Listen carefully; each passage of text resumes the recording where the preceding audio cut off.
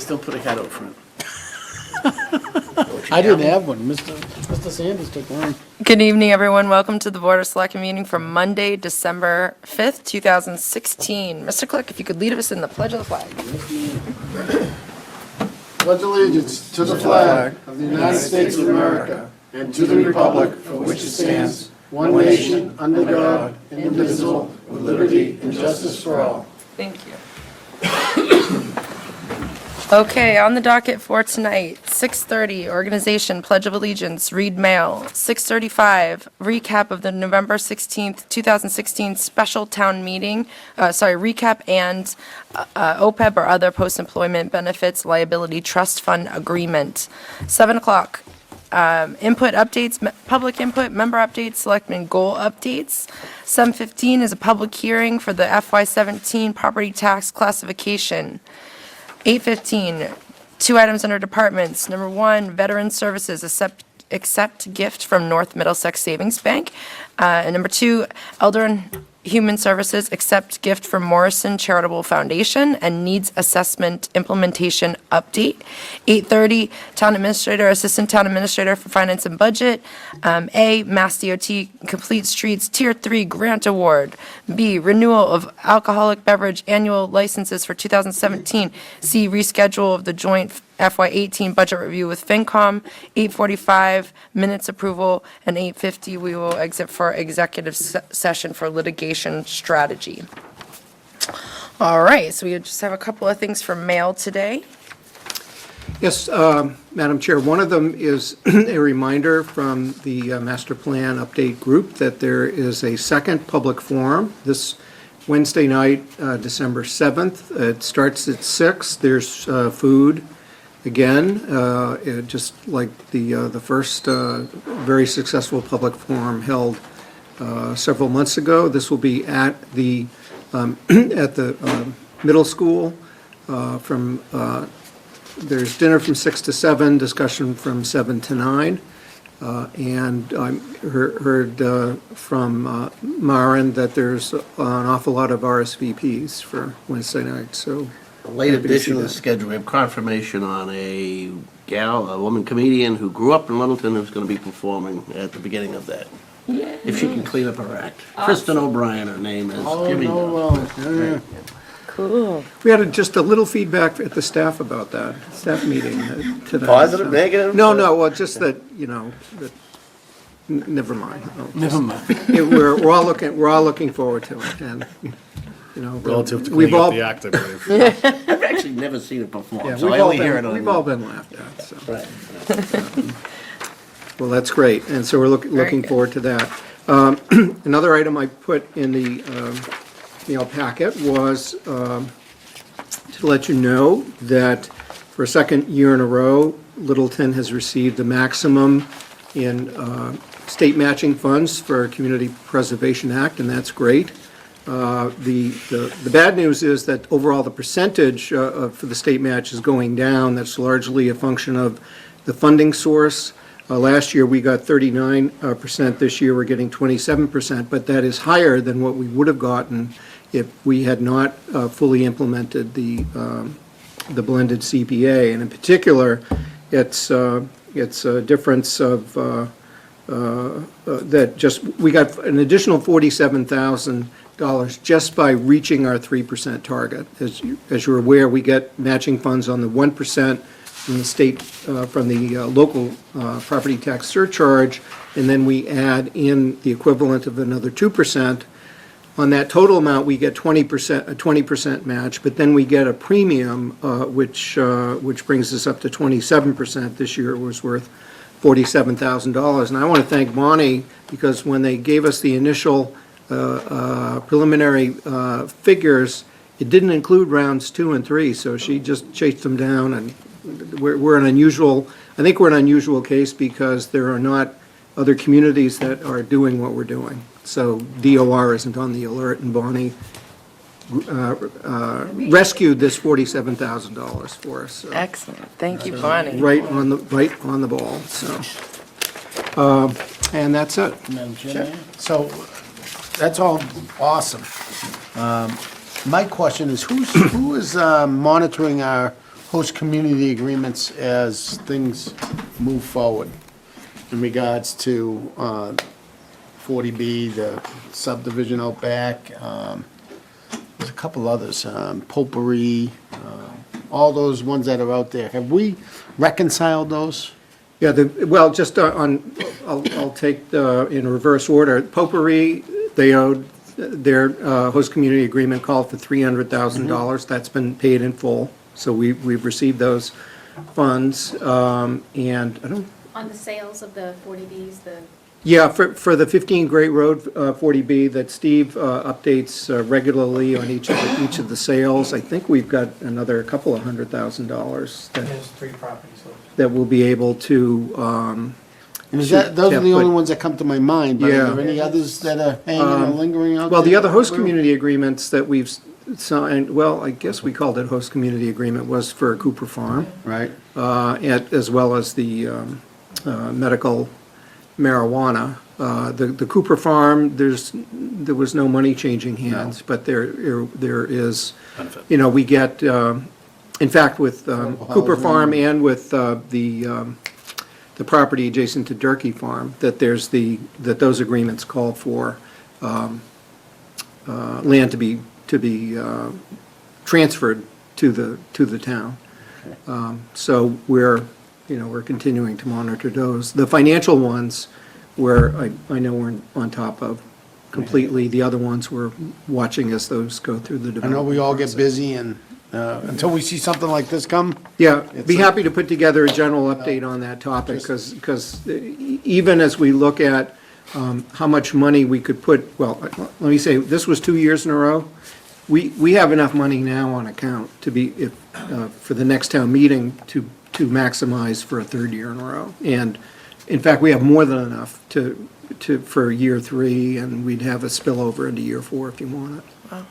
But we can put that all together. but again, and, you know, that being said, making sure that we reconcile to what those funds were for based on the HCA and all that stuff, that's all, just a, that's all part of our audit too. Nice. We actually walk through the warrant, make sure all the articles are funded, and so it's your audit, what warrant? my annual audit. Oh, we your go through financial the- audit? Yep, we go through Okay. the town meeting warrant and make sure everything that happened is actually in the Gotcha. general ledger, so. Nice.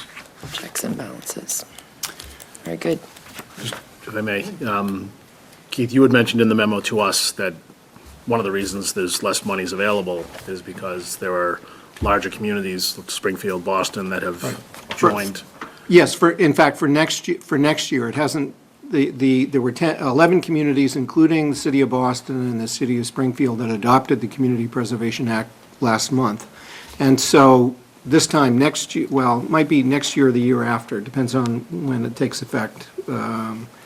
Because there's about a year delay. Cycle. Yeah, but in the very near future, the revenue stream that exists right now for state matching funds for the Community Preservation Act will be stretched much, much thinner than it has been, because there's that much more, more communities, more value, more money to go back. So I had attended some meetings of the MAPC Legislative Committee recently. I'm the appointing authority for that committee as the president.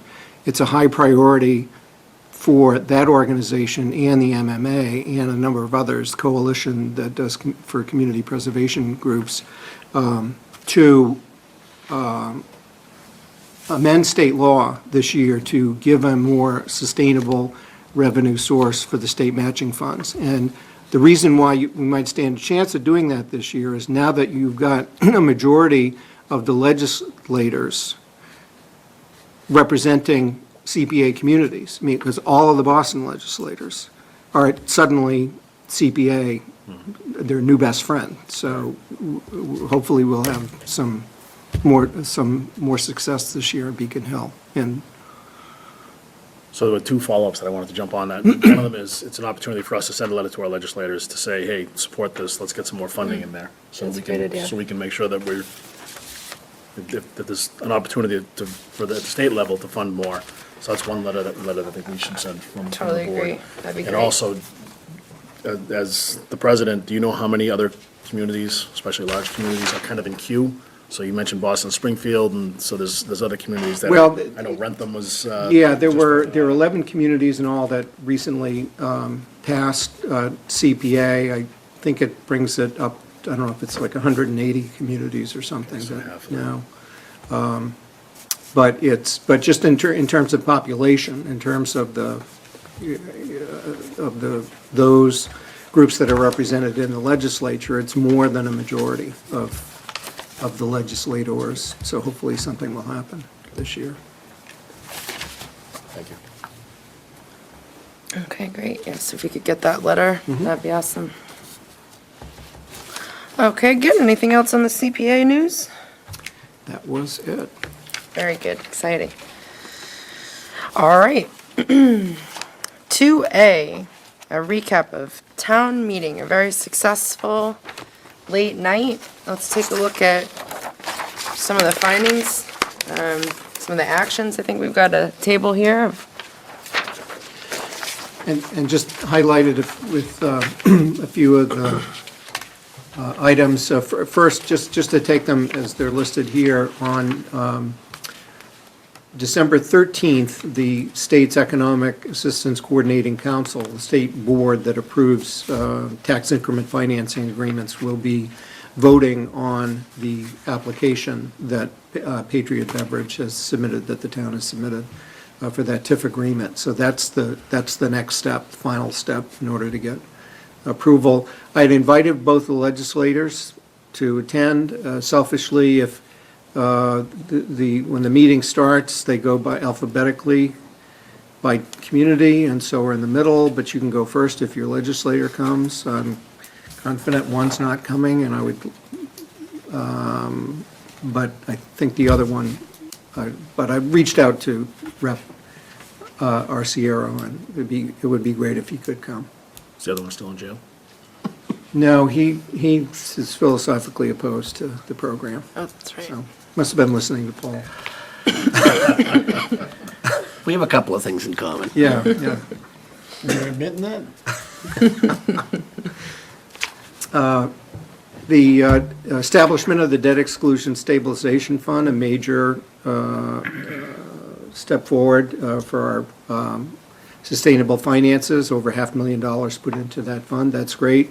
We'll hear at the start of the presentation on the classification hearing tonight, where in fact, in addition to the $500,000 that's already in debt exclusion stabilization, that there's the strategy that Bonnie and Steve have brought forward to the board that we discussed last Thursday night about applying $300,000 of the found new growth for fiscal 2017, $300,000 of that, applying it to reduce excluded debt payments that our taxpayers will have to pay, which is 17 cents off the tax rate, which is great. So, comprehensive needs assessment for recreation fields was one of the projects approved. That's the Park and Rec Commission that will be proceeding with that. The PMBC is tasked with moving forward with the town government building space needs assessment. We'll be working with both of those boards and putting together RFP documents for getting those scopes of services done. Littleton Common Sewer Strategic Plan, there's $252,000 that was approved. I've been getting phone calls from Bob Zimmerman and I've talked to him forwarding as that well. information on, that Bob, one of the things in the scope of what we were looking at was that by virtue of the action the town meeting took, it could put us in a good shape to apply for a grant from the state's Department of Energy Resources. So just today, Bob was touching bases that he's put in the call to the commissioner to get us a meeting to discuss that. I was So going to talk about some next steps about that when we get to the selectmen goal updates. I don't know whether you want to do it here or now or then. Go for it. Simply just to keep to our schedule, our intended schedule of having something more concrete next step to vote on in May. There's a few things we need to do in short order, and one is, Bob's already on it, on the grant side of it, but I would suggest that a few of us work as a as a group, my colleague Chuck and I, and the people that were involved this town meeting, Bob Zimmerman and Megan from the prior committee, as well as, James Kennedy has showed a willingness to be a point person with the business community, and then as needed, people from Planning Board, Board of Health, Water Department. We're going to need to get an RFP generated for a consultant. We're going to need to construct an RFP that allows us to have some work product back in time for town meetings. So all that's complicated. And from sunny Rotunda, Florida, Savas is offering his help on crafting the RFP and all that sort of thing. Free of charge, my understanding, so. That's great. He's excited about this too, because he's excited about everything. Indeed. He was an empire builder, so he was good. Yeah. That's great. So we had the RFP and the grant. Was there a third one? Did you say three? Or is that, did you say three or just two? I think that the. Those are the did I two. say three? There The was RFP and the grant will get us going. Yeah, the Okay. RFP and the It's grant. Scope and- of the work that you. And, Okay. yeah, and I guess, and then, and having a working group to kind of. A working group. I think one thing we need to do is go back to the report and see some of the to-do list items that were left hanging there and see what needs to be done. Okay. Great. Okay, fire station facility expansion construction. Board of Selectmen took its required action last Monday night in authorizing execution of the lease for the temporary quarters, which have been occupied now since last Thursday. And it was lighter and airier, and it was warmer at the temporary quarters than it's been on Foster Street. So it's a really nice surroundings. And Yeah, working out hope, good. hope they're not disappointed when they move back into the. Chief, you want to give any update on the temporary? So we are in the temporary quarters, which is located at 80 Year Road. So Jimmy Clyde put up a nice big flashing sign in case you can't see. Fire department on the arrow. There is parking right in the front of the building, and they're just in the process of replacing some windows right now. So there'll be lettering right on the glass and right on the front of the building. So if the public comes in for permits and anything like that, they'll be able to come right to the front of the building. And there's a business office side, and then the other side for nights and weekends, and there'll be a doorbell there, just like there was at the fire station right now. But it, we're back up and operating. A few glitches with some of the emails and the phone lines. So a few inspections, hit a few road bumps, but we're getting through that, and we're back up and running. They've actually already started dismantling everything at the station on Foster Street, and the contractor should be on site on Wednesday. Very good. So folks, don't be afraid to go into that area with all the big, heavy equipment.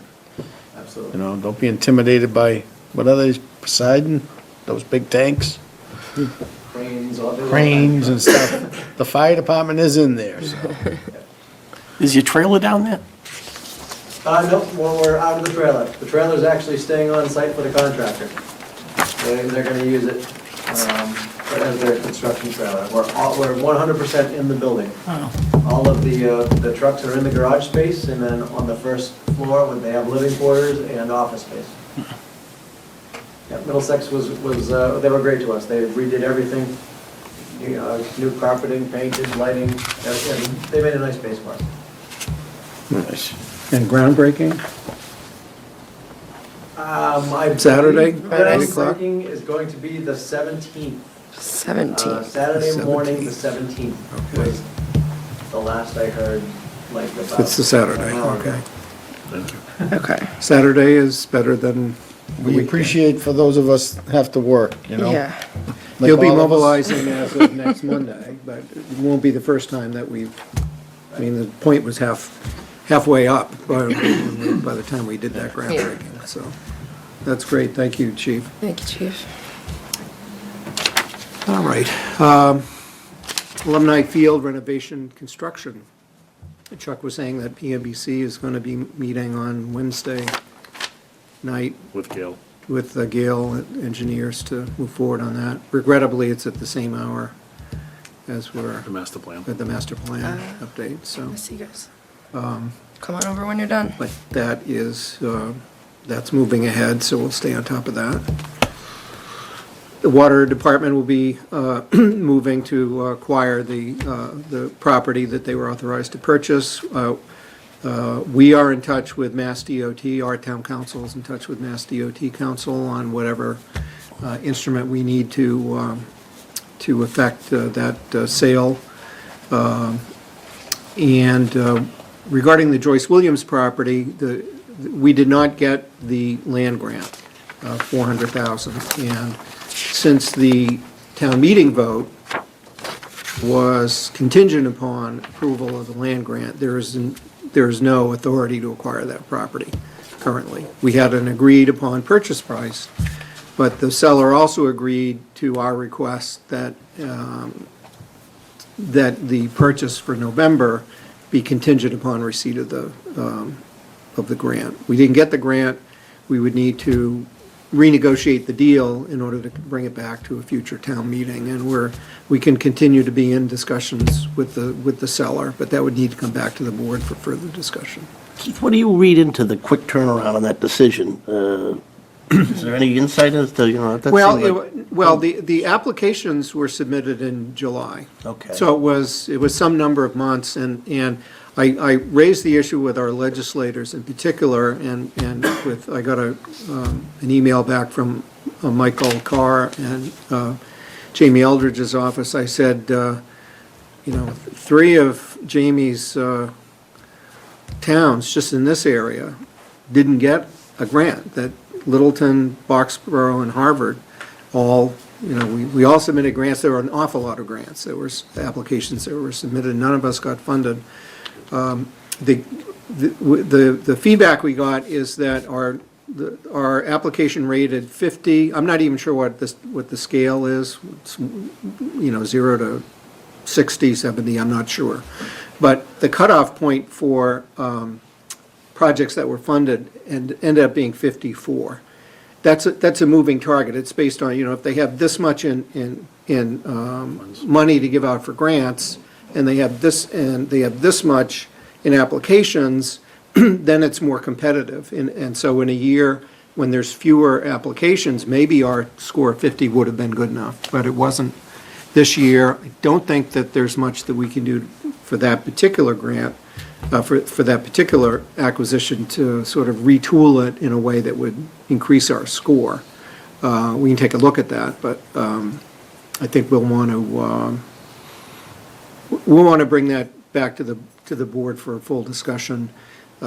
It's been suggested to me that maybe we'd want to pursue some other piece of property for a land grant next year. My concern about that is we can afford to buy like one big piece of property, so we better decide what it is, even if we can't get a land grant. So there's still a lot of discussion for us to have between now and May town meeting. So we'll schedule that as an agenda item? Yes, Okay. yeah. Quick question on that one. Is the grant cycle just every July? It's once a year, every July, yeah. Yeah, and it does depend on how much money's been put aside by, the legislature, the administration for that funding source. Some years, we'll even get an inquiry about, gee, can you do the closing later so we can use next year's money to fund it? So I think there's some sleight of hand going on there. And then also important, and on the list of things, is that because of the approval of the funding and the bylaw amendment, that we get to hire an assistant town administrator. And so HR has put together the ads. Those are out. There's a deadline of January 11th. That pretends to be probably a two-step process. The first round of interviews typically are private, and then the second round is public in front of the full board. So if just in terms of a general time frame, I think we'd be looking at the round 1 interviews by the end of January, and that sometime in February we'd be bringing the board the top 3 candidates for your interview. So, And I'm getting calls about that. I'm getting calls from sitting administrators and others who are interested in the job. And I think we're going to have an awful lot of applications for that. That's great. So, Excellent. Okay, how about the Mill Pond one? Clean Lakes takes the next step with Army Corps? Yes, that's an additional, we're in touch with the Army Corps about getting them the final 19,500 that we had signed an agreement some months ago that allowed them to proceed with the feasibility study, so that's underway. We can schedule an update. I think the next update will probably be going to the Clean Lakes Committee first, and then to us, but that one is proceeding. Okay. All right, so these are an updates on the articles, the next steps. The other part of the conversation, I know this- Could I just Oh, put, I want to put one more on, just on the, because there's an action item tonight on the follow-up things, and one of them, it's item 2B in your agenda. It's actually a motion to approve the form of the OPEB trust fund that's authorized by Article 15 of the special town meeting. So that's the last update on the substance of what's happened at town meeting. And town meeting had authorized, had designated the treasurer as the trustee for the OPEB fund, and then had authorized the selectmen and the trustee to enter into an agreement to administer the funds. So that's what we're bringing tonight as an action item. Excellent. LELD's all set too? Okay, very good. Thank you for that summary and update. I know another part of the conversation was kind of lessons learned or, improvement opportunities. I don't remember where we were at with that, actually. We were kind of talking about that, I'm not sure, but, excuse me, sorry, I'm still fighting a bit of a cold here. Town clerk or LCTV, any comments from your side on town meeting while we're doing a debrief? Sure, so a couple things about town meeting. Great opportunity for us to have as many people that showed up. There were actually 957 voters, 43 non-voters, so we had a total of 1,000 people there. Wow. So the biggest turnout for any town meeting Is it? that we have on record. So it was a great night for Littleton, and obviously a learning evening. So a lot of people got a little frustrated because we did have a ballot and checklist, which took... Twice. Right, twice. It could have been more. Twice, yeah. We were lucky enough that Yeah. we only had the two. But, by law, we have to do ballot and checklist, which people have to understand. When we say ballot and checklist, you have to have a checklist. And people question the fact that when you do a checklist, can't you do it at the beginning of the night? Can't you hand us a ballot? Sure, we can hand you a ballot at the beginning of the night, but you still have to check back in. You still have to go to the different locations and have your name checked off, and you still have to put the ballot into a box. So with 957 people, you have to have patience. and It's gonna take time. It's going to take time. So we try to do it a little bit differently. We try to get people to wait for your area to be called, and it didn't work. People were not listening because there were new people there. There were several newcomers to the town meeting. And people weren't hearing some of the instructions, and so it didn't work for whatever reason. So in going back and learning from that evening, there are many things that we've talked about. We talked with Keith today at the department head meeting. We talked with LCTV, and how do we make it better? We don't want to discourage people from attending town meeting at all. But ballot and checklist is not made for 957 voters, point blank. It's made for a smaller group of voters. And so how do we make it better? We're working on that. We're talking about making more ballot boxes. We're talking about, do we split up the town and put voters at both locations? Putting, if we do have that large amount of people, we put them at 2 different locations. We put them in the cafeteria and in the gym. There are many different options that we're looking at. As a person that was a member of the voter participation, we had looked at the clicker type of voting. And yes, that was a great idea when we were looking at it, and we had somebody who came, we did it over video. And the gentleman that was discussing it with us, the initial cost was about $12,000.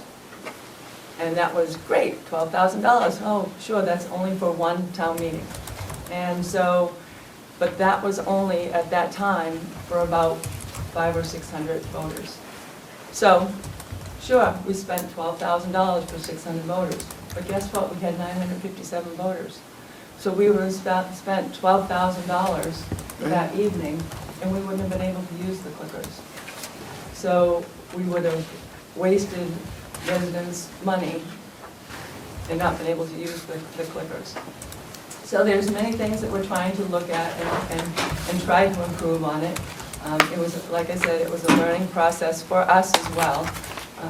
And we're going to try and make it better. You know, I listened to many residents and had wonderful conversations with them, and, you know, they had suggestions for us. And, you know, all we can do is try and make it better. When you have a small location and everybody comes to the front of the auditorium, of the gymnasium, I'm sorry, and tries to vote all at the same time. It's a log jam. It's a lot of people. It's a bottleneck. And so how do we make it better? Well, we're going to have to work together is what we're going to have to do and make it better. As far as the communication between the gymnasium and the cafeteria, you know, we're currently working with LCTV to get that communication better. Yes, we had the walkie-talkie, luckily we had the walkie-talkie, so that I could actually talk with, you know, our deputy town moderator. So we had that communication between him and I. But, you know, the residents, the voters that were down there felt like they weren't really with us. You know, they could see what was going on and hear what was going on, but they really felt disconnected. So, you know, we're trying. It was a learning curve. We've never had that many voters show up. And like I said, we don't want to discourage them. But, you know, they have to have patience. And, you know, if people have suggestions, we're welcome to listen to them.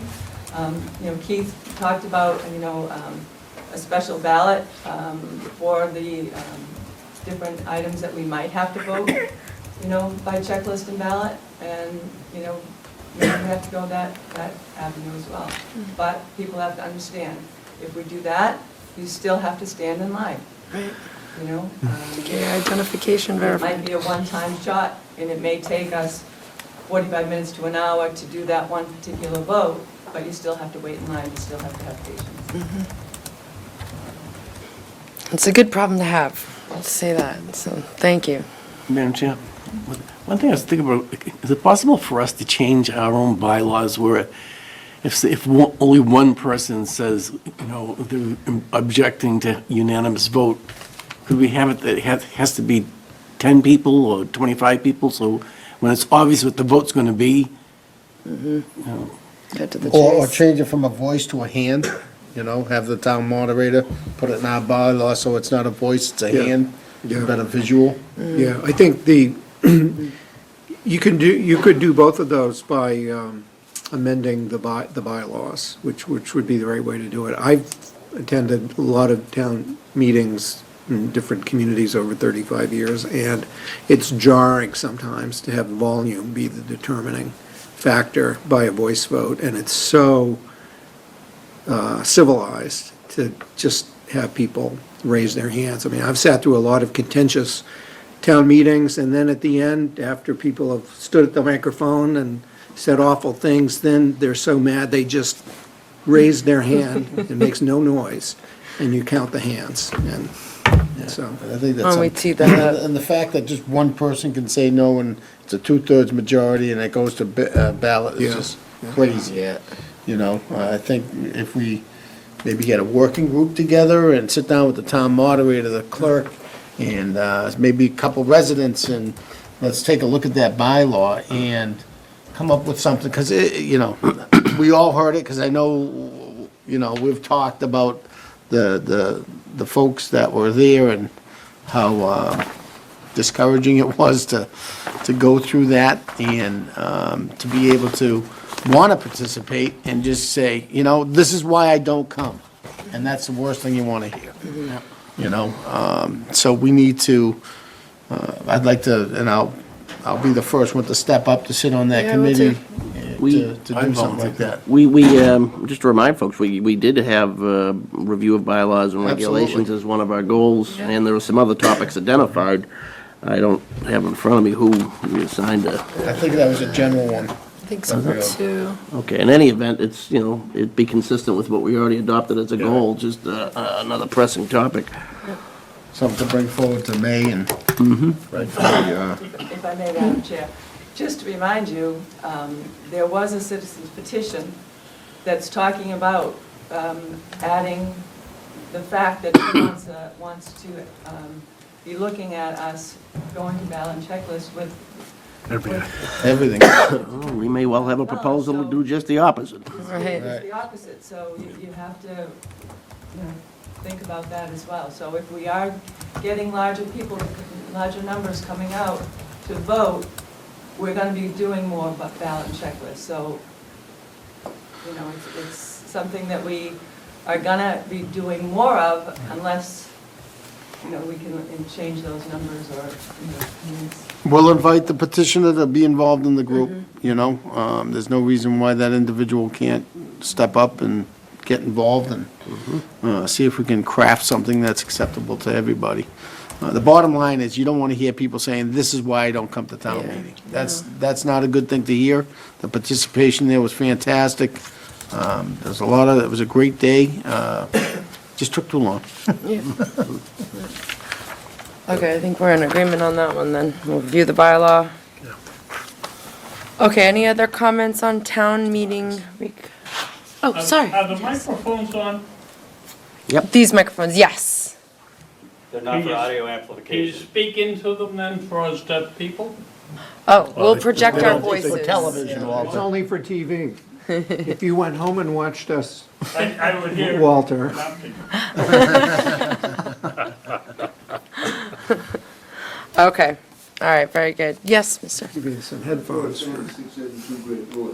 I don't understand why we can't do the raise of hands for the 2/3 vote that's required. That's probably the quickest way that you can get an answer as to, Visually. with the number of people there, whether it's 2/3 or not. Yep. Well, the only problem with that is that you can go through a voice count, vote. Then you can go through the hand count, and somebody could stand up, 6 people can stand, 10 people can stand up and say, I want a ballot and checklist. So you can go through those two different votes, and still somebody can ask for the count to go back to ballot and checklist, because they can disagree. So they can request that. And so that is one of the reasons why the moderator actually stated from the beginning that he was going to go directly to the ballot and checklist without doing it, so, because he felt that there was going to be that much of a challenge. Under the current bylaw. That's correct. Okay. So that's- I'll have to look at the whole thing holistically. So to answer Mr. Sanders, we need to review the bylaw, and we need to change the bylaw if we're going to implement something like you're talking about. For a motion? Is that loud enough? Indeed. Oh, wait, we don't have a motion. Oh, OPED. Jumping to 2B? Yeah, 2B, I thought that's what. we're on 2A, but we're ready for 2B. Do we have any discussion around that one? Move that the Board of Selectmen vote as follows. Whereas Article 15 of the November 16, 2016 Special Town Meeting A accepted a provision of Mass General Law, Chapter 32B, subsection 20, as amended, establishing an other post-employment benefits liability trust fund. B, designate the treasurer as the trustee of such trust. And C, authorize the Board of Selectmen and treasurer to execute the declaration of trust, creating the expendable trust for the purpose of holding monies appropriated to such fund. Employee benefits OPEB trust agreement with the treasurer as trustee of said trust to establish the irrevocable trust for the purpose of funding OPEB obligations, said agreement to be subject to approval as to form by town council. Second. It's moved and seconded. All those in favor say aye. Aye. Okay, very good. We've got 5 minutes before our public hearing, 4 minutes. And we have updates. So public input first. Any public inputs? All right. Oh, did I miss some? Sorry? Oh, yes, Mr. Sanders.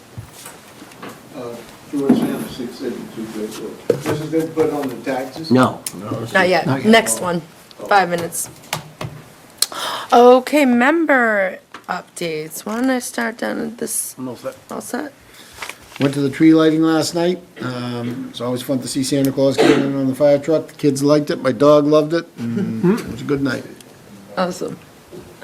Mr. Nichols. Holiday Bazaar was Saturday. I think all the groups from town get together. It's a great community day. It was, all different factions were there, and it was good to see the community come together and be able to support the different communities. Also, just wanted to give a shout out to the fire chief. Was on my way to work. I don't even know what day it was, like last Thursday or Friday, chief. And as I come and go from my house, dropping off kids at school and whatnot, down the end of Murray Park, there's always been an odor of gas. And as I was coming back from the middle school towards 495, coming over the bridge, it was stronger than ever. And so I put a call into Chief, and something got fixed because he was Johnny on the spot, and he took care of it. And that's been an ongoing leak for years, and something definitely happened on that morning. Yeah. I drove through there too. Right. But then when I came home at 7 o'clock that night, there was crews out. I think it was Thursday night because I think I was coming here. There were crews finishing up out there right at the off ramp. So thank you very much for jumping on that. Excellent. Thanks. All set? I think I am all set as well. Yeah. Okay, any goal updates? Did you guys want to?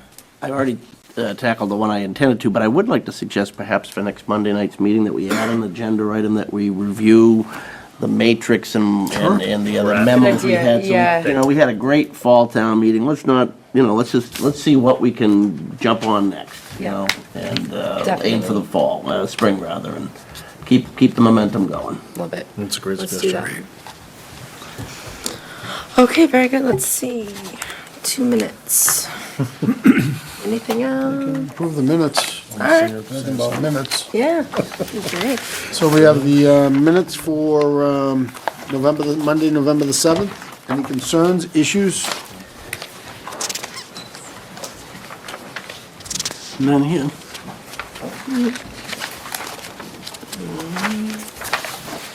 Make a motion to approve the minutes of November 7th, 2016, for the Board of Selectmen. It's been moved and seconded. All those in favor say aye. Aye. Okay. We also have November 16th minutes from our meeting prior to town meeting. Right. Any concerns, issues? No. Make a motion to approve the Board of Selectmen minutes from November 16, 2016. Thanks. It's been moved and seconded. All those in favor say aye. Aye. Okay, very good. Get that done. 1 minute. Next up is our public hearing for the FY17 property tax classification hearing.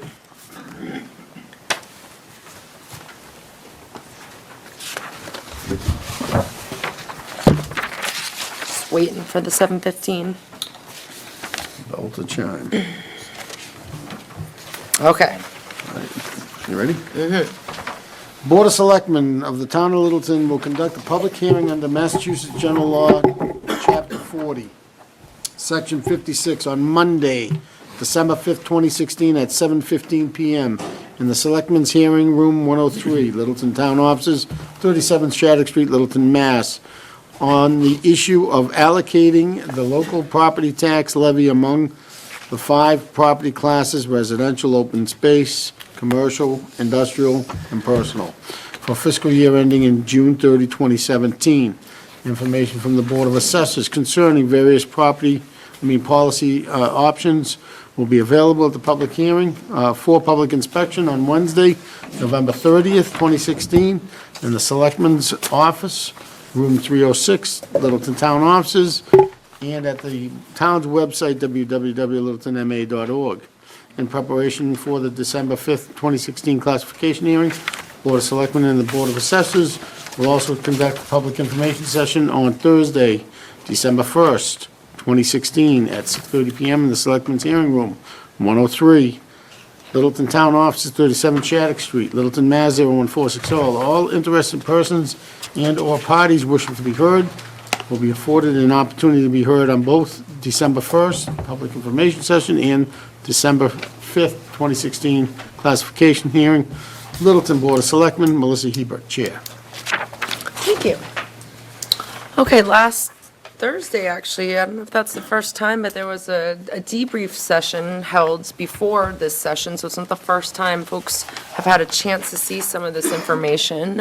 So maybe we could start off with a little update or recap. Madam Chair, could I? Oh, yes, I'm sorry. Yes.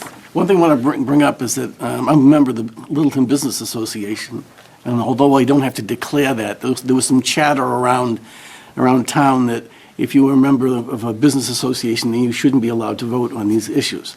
That's not true at all. If you look at the State Ethics Board and policy and guidance and the state ethics, and number 2, acting on matters of general policy, it basically says if we're talking about something that will affect at least 10% of the town, then you have the right to vote. And obviously, taxes have to do with everybody.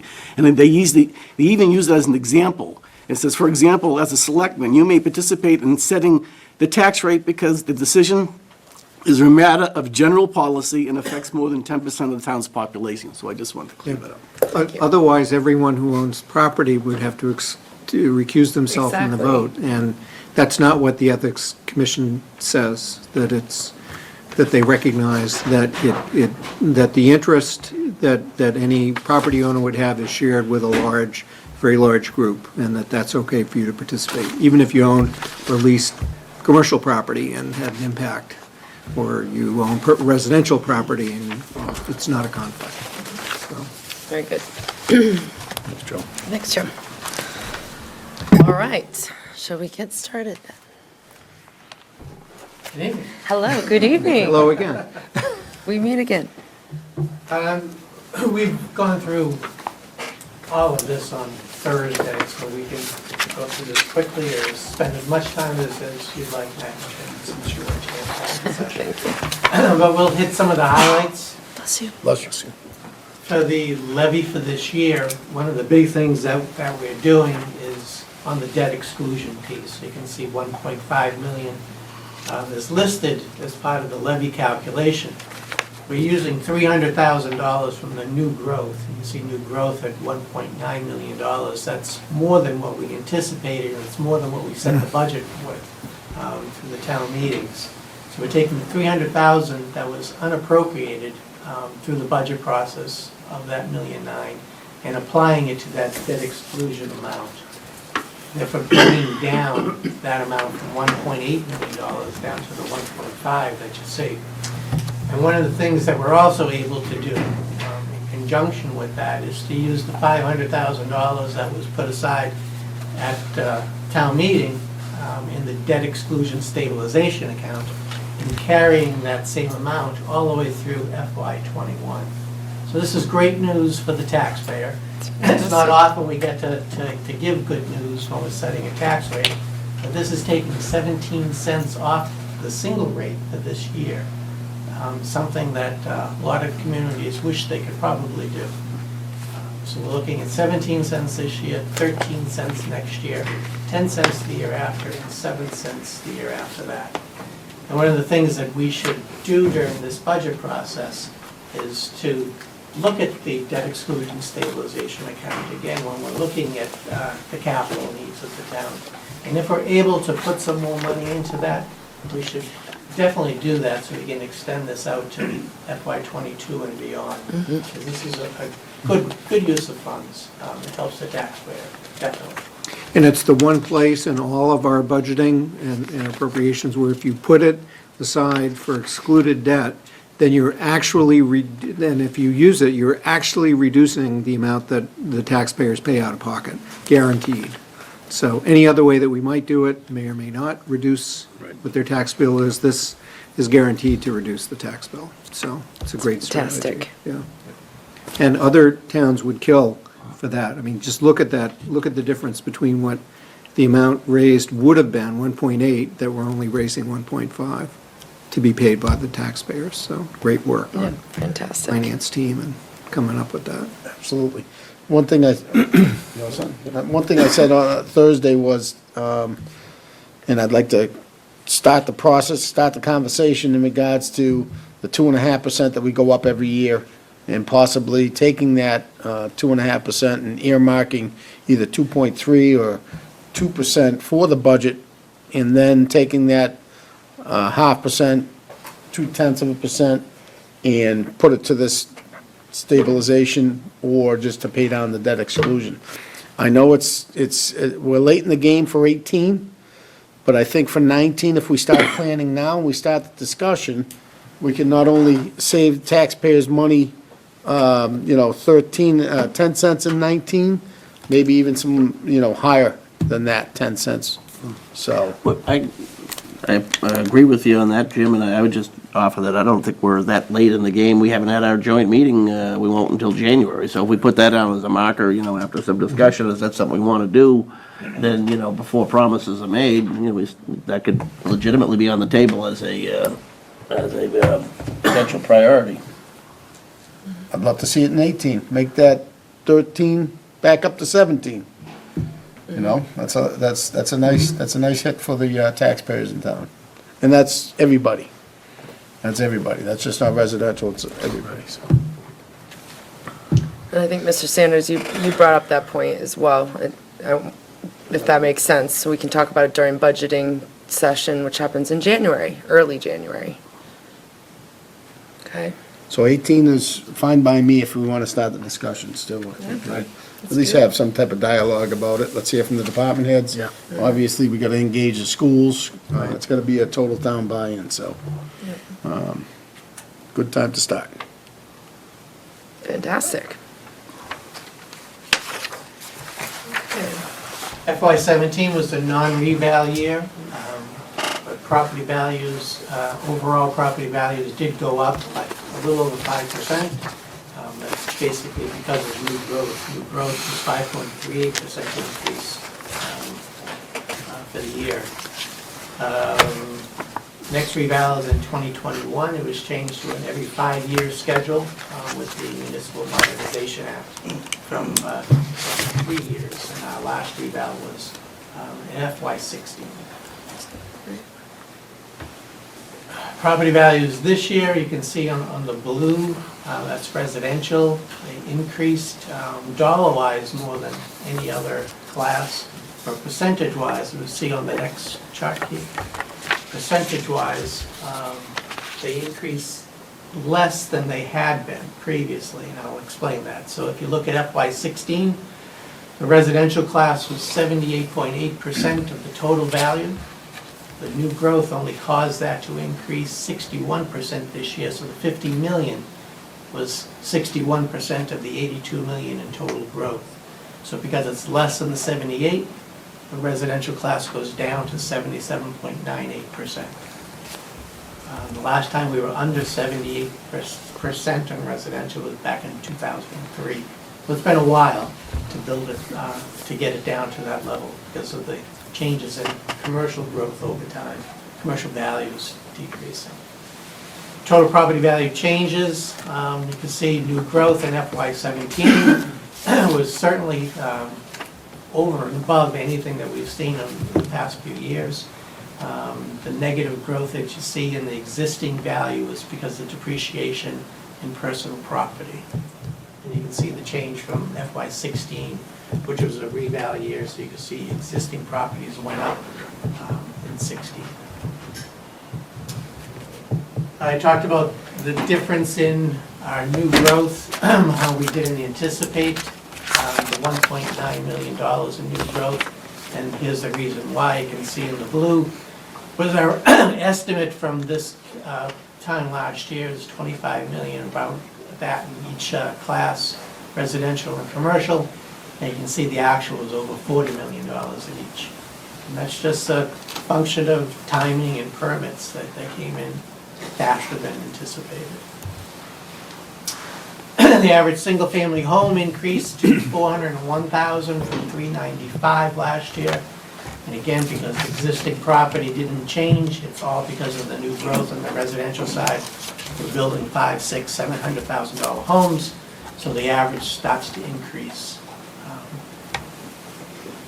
It's up from, you see the low point in FY13 was 366, and our previous high was 415 back in FY07. So the recession, we lost about $50,000 in value, and during this recovery, we gained, on the next slide, we gained 35 of it back. So we're down 12% in those back years, and we've gained 10% back. So it's rebounding slightly.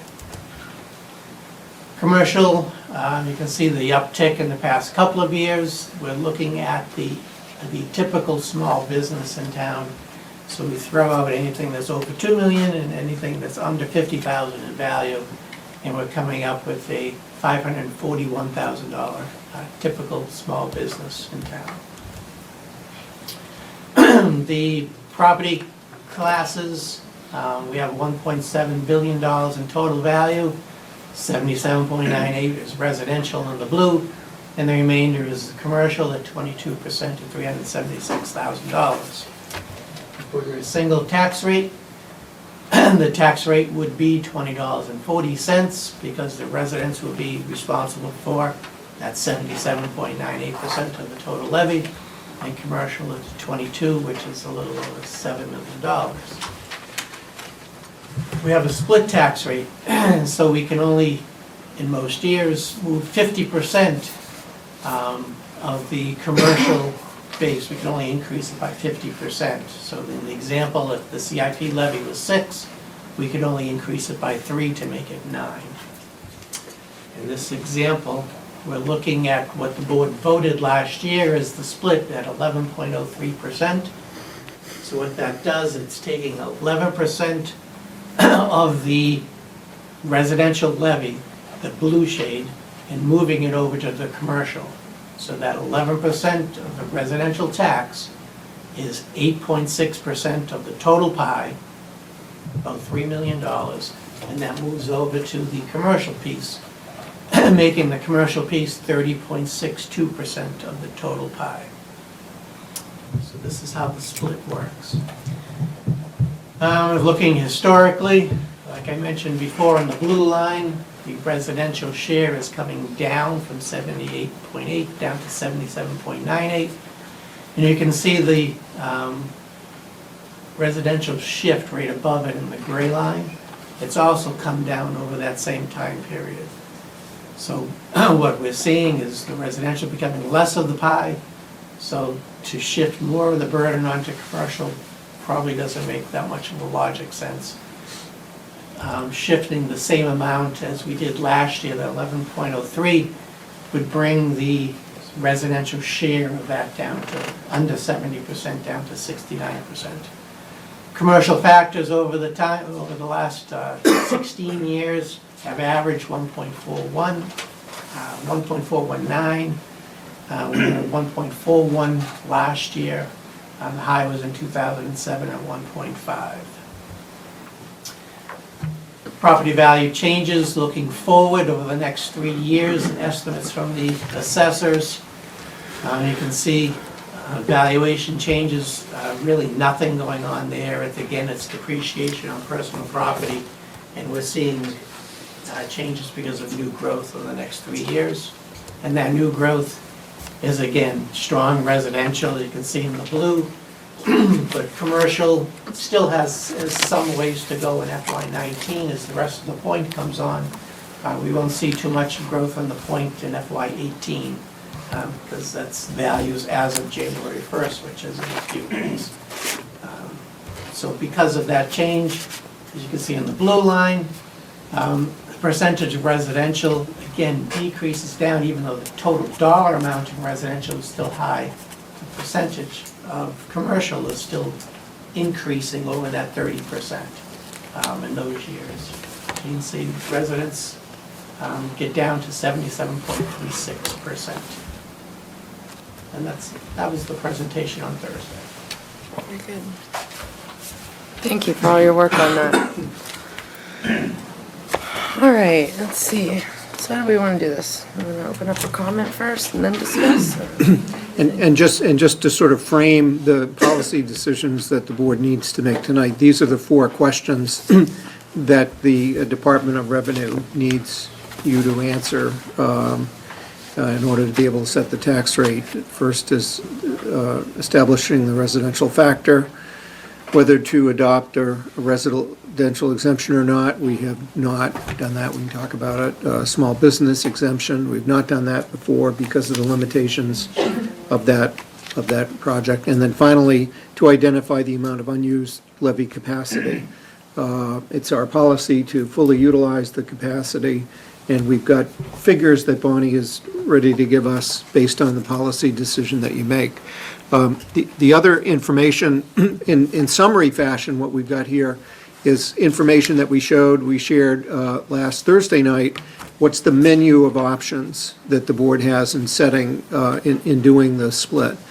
And this is not an exhaustive list, but it's a representative sample of the sorts of options that you can consider. We put them in this larger readable format just so you have it in front of you to take a look at, so that if, as you choose an option, then we can identify what does that translate to in terms of a tax rate for residential and commercial, and what's the percentage increase for the average tax bill in those categories.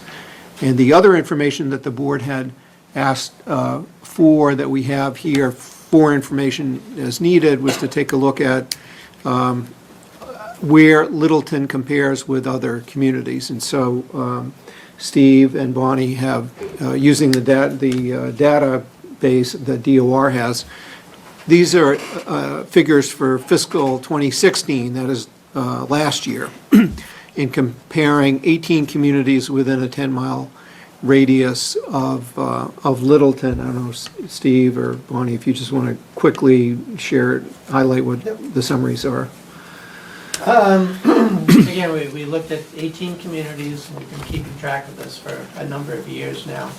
You can see from that top chart, the average single-family value and the single-family bill, and even the residential rate. We're just about in the middle of the pack for those communities.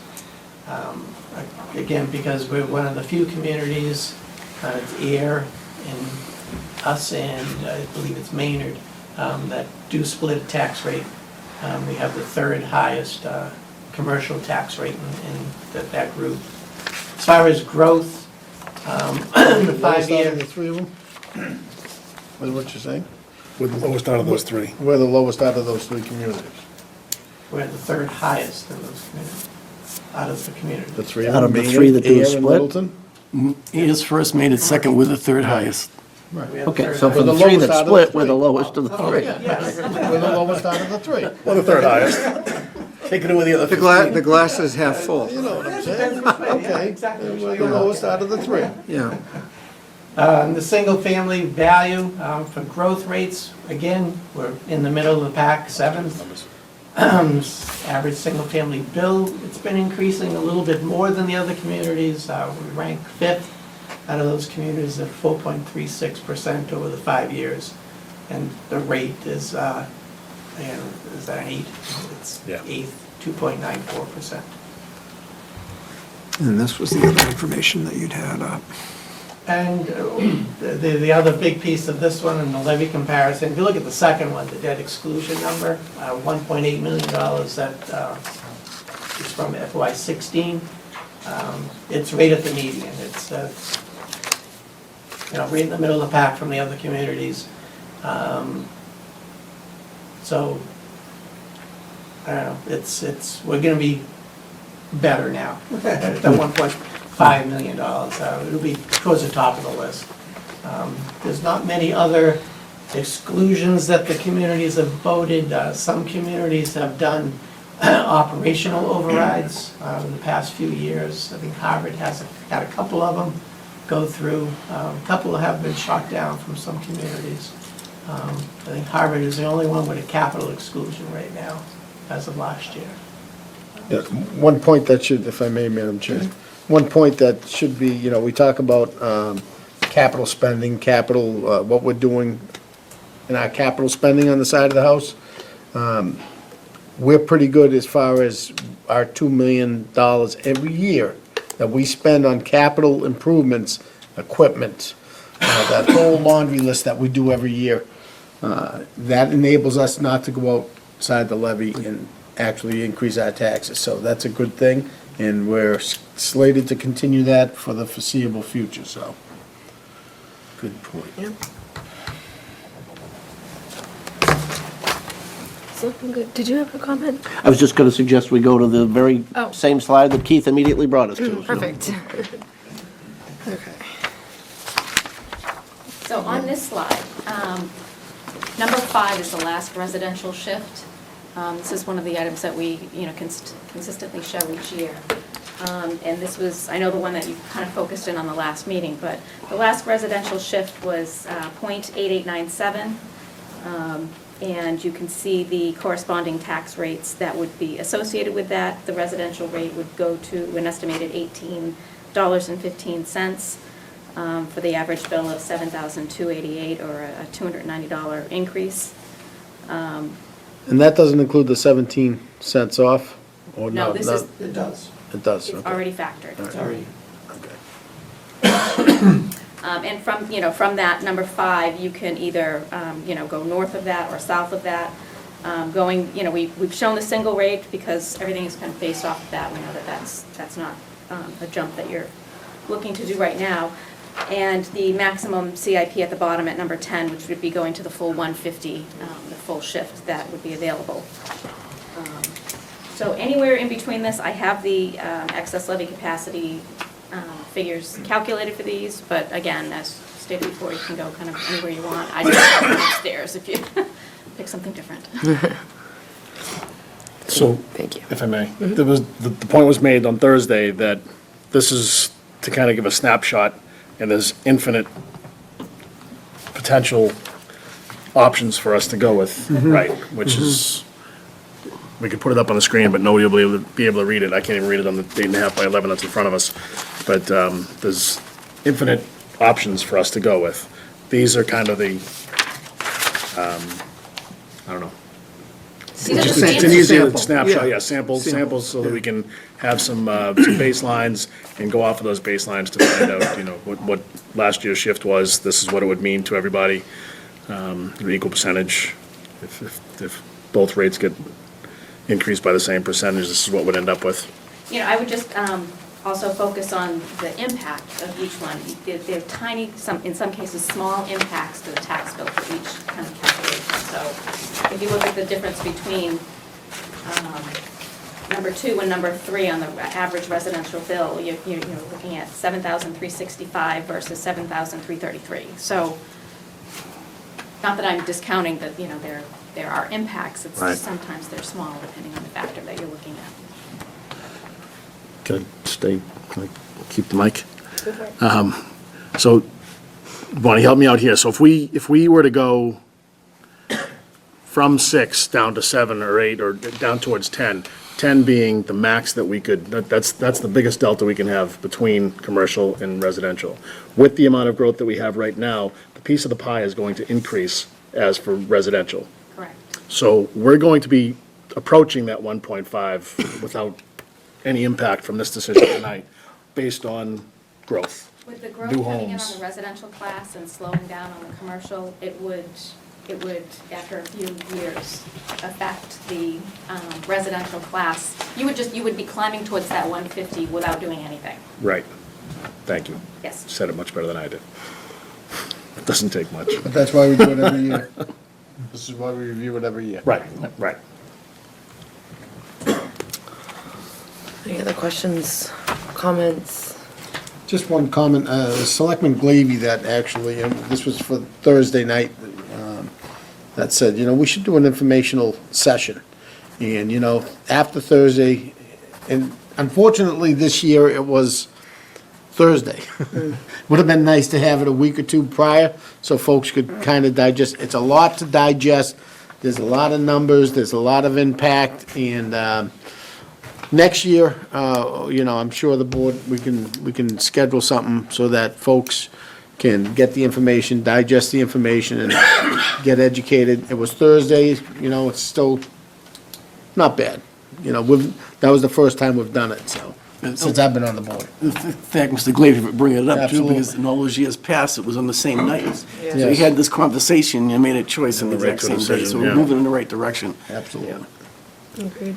Give you credit for something. Yeah. That's it, don't get too excited. I'm not That's all you get. gonna interrupt, this is going fun.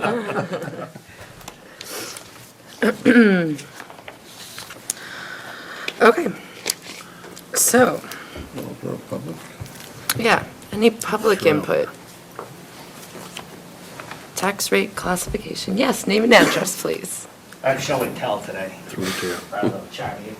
At the last meeting, people were asking through the chair. what rates to expect for our James. neighbors and, Name and address, sorry. yeah, I'm sorry. James Kennedy, 50 Gilson Road, Littleton, Mass. Through the chair, please. Yes, I'm also president of the Littleton Business Association, so here to speak on their behalf as well. So we put together this chart here, as you can see, neighboring towns of Westford, Chelmsford, Groton, Acton, Leominster, Littleton and Ayer. And you guys know about Littleton and Ayer. This is where the greatest shift occurs in the split in the tax rate.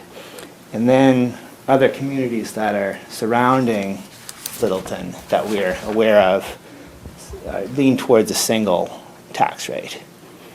And, for better or for worse, however you guys want to evaluate this. The business community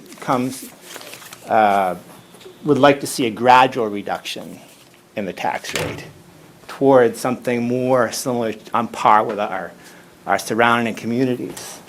We feel that the larger tax burden and the shift in costs towards the commercial property owners, we feel that's unfair. So we'd like to see a gradual shift. We realize that there's a lot of things on your plate. We're very grateful for your support with things such as the sewer that will dramatically improve the situation in town in terms of facility use. Our vacancy rate will start to come down. We're very appreciative with your efforts on that, on our behalf there. However, there's still a significant amount of work to be done, and we would like to see slowly to become on par with our neighbors. Thank you. Thank you. Thank you. Very nice slide. Okay, So one of the things that, if I could, we need to remember is the rates are one thing, but the amount of tax revenue that's raised from those rates is an entirely different thing. And Steve, I think you had one of the slides that showed that best, where the piece of pie, where the residential was 78% and commercial was 22%. So, I mean, that's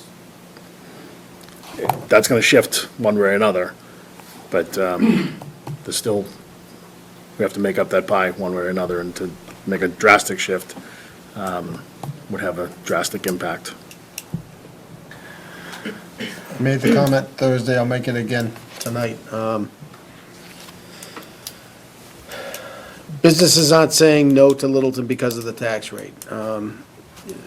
this community has opened its arm to the business community. I think Littleton has a great place to have a business. You know, location, location, location is everything, and I don't need to tell you about the traffic in town and the traffic we get in. We're a very transient traffic type town because of the crossroads of Route 2, 495, 119, and 2A. So, that being said, I appreciate James and the Right. business community in town, because you are a partner, we're a partner with you, and we want to continue to be a partner with you. But it is what it is, and, you know, the tax rate for the residents is very important to us all also. They don't have that ability to raise their rates or raise their income, especially those individuals that are living on fixed income, so that's all I have to say. Thank you, Mr. Carr. Mr. Sanders. George Sanders, 672 Great Road. On the TIP program that we have with the businesses, for instance, IBM, is IBM current now with, how long was that TIP that we gave them? It's 20 years, and are we in year 7 or thereabouts? I think it's just at the 5%. Yeah, they received a reduction of 25% in year 1 of the incremental tax that would be paid on their investment, on the investment that was made by the property owner, from whom they're leasing. 25% in year 1 is the discount, then 20% year 2, 15%, 10%, and by year 5, 5%. So for the rest of the period, they're only getting a 5% discount. And in fact, in those early years, they weren't even, I think their first year when they got the 25%, they weren't even completed. Yet the building they hadn't completed. So they didn't end up getting as much of a discount as they might have otherwise. But they've met their job growth targets, too. That just as importantly, what the TIF program is all about is we give a reduction in the incremental taxes, but in return for job growth, job creation. My concern as a resident, I realize that businesses perhaps thinks in some ways that that the split tax rate is not quite what you call fair. I would like to say I think the split tax rate is adequate for the simple reason that as a homeowner, whatever we invest in our home, we don't get the opportunity to write that off. With the exception of where that the state or the federal government may come in on the energy side saying that the assessors can't include this as a buyer until year X. As far as you making that shift towards the commercial side, the commercial industry can write off everything. The improvements, whatever it is, they write it off. It's a part of business, it's a part of doing business. They can write it off. Not on that, they have the opportunity to recover by increasing rates for the products that they're selling. So I don't really feel that the shift that is put there, as long as we don't put a burden and say, okay, this is the maximum shift that, we can go, so we're gonna put it all over there. Every year, we're gonna put it over there. I think that this board has done an adequate job in trying to balance out in terms of what needs to be shiftier and what is fair. Because as a business, they have more opportunities than the resident does. And from my standpoint is that I think that the resident, they have with open arms, as far as what I've seen here from the time that I've been in this town, they have supported the requests that have came forth for the business. I don't know a TIF that that the community said no to. They've been there supportive of the community as commercial comes into the town here. And I think that we need to give the citizens a little appreciation that they're not hardliners and they're not booting business in the nose by saying, no, we don't want you to come here. Y'all come up with a business that can come into this community here. Usually you do a good job as to what the people in this town would like to have and see in this community here. And they support those business, and I be quite honest with you. I feel good about what the people have done in terms of putting the information here, the new growth that we have. I think we have smart business people that is doing smart things here in terms of the town as a whole. And there isn't a whole lot of towns that really have, or cities as far as that go, that has this kind of mechanism that's going on in their town, where as a citizen, I am sort of kind of pleased with what has been going on here, because you have a tendency to look at and see what's going on. Now, I want to thank you for giving the second opportunity here for people to put in input here, because I think that as Mr. Knox spoke about last year, there was a lot of people that was upset. Now, I'll say this, with regard to the newspaper, this meeting was over there in the right-hand corner on the legal side or wherever it was, but most people don't run down that legal side on the newspaper there. So I took the effort and put out some signs around town here so that people will be aware that, you know, this is an important issue. So I see some people came here, I don't know if as a result of the signs that were there, but I want to say that, you know, the people, as I see in this room here tonight, the majority of the people in this community have the confidence in this board here to do right by us and by the commercial here. Thank you. Thank you, Mr. Sanders. Thank you for helping to get the word out. Appreciate that. Madam Chair, can I speak? Please. First, I want to thank Steve for putting this together, these charts that spelled out all 18 communities and how we stood amongst all those. But before I get to that point, it almost goes to something that Mr. Sanders mentioned a while ago. This board, and speaking of the board in general, going back to 1988, has always given the residential a tax relief by not having a single rate. And it's my intention, I think it's the intention of this board to do the exact same thing this time. So that's not the case. I remember last year, I think it was a newspaper, I can't remember which newspaper it was. Last year, our tax rate actually went down, but they reported in the paper that it went up, even though we barely just touched the split between the residential and the commercial. But once again, my point is that we're not going with a single rate. We are giving relief to the taxpayers. We're very aware of that.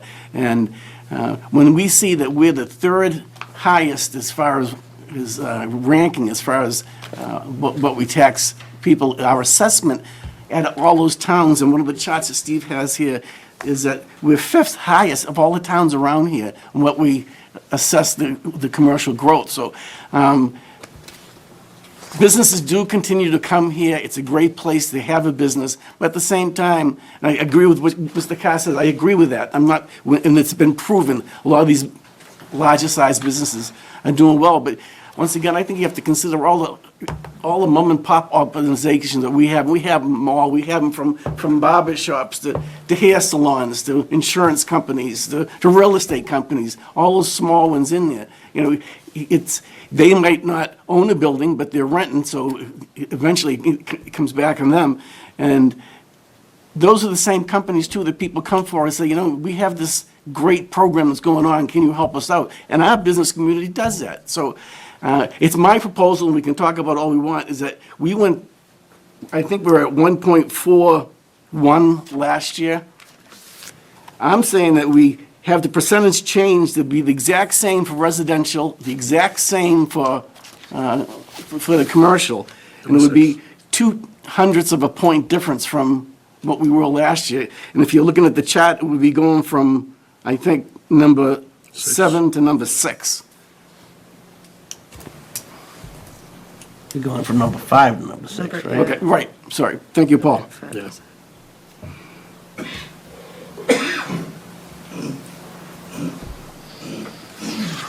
And still given Equal percentage.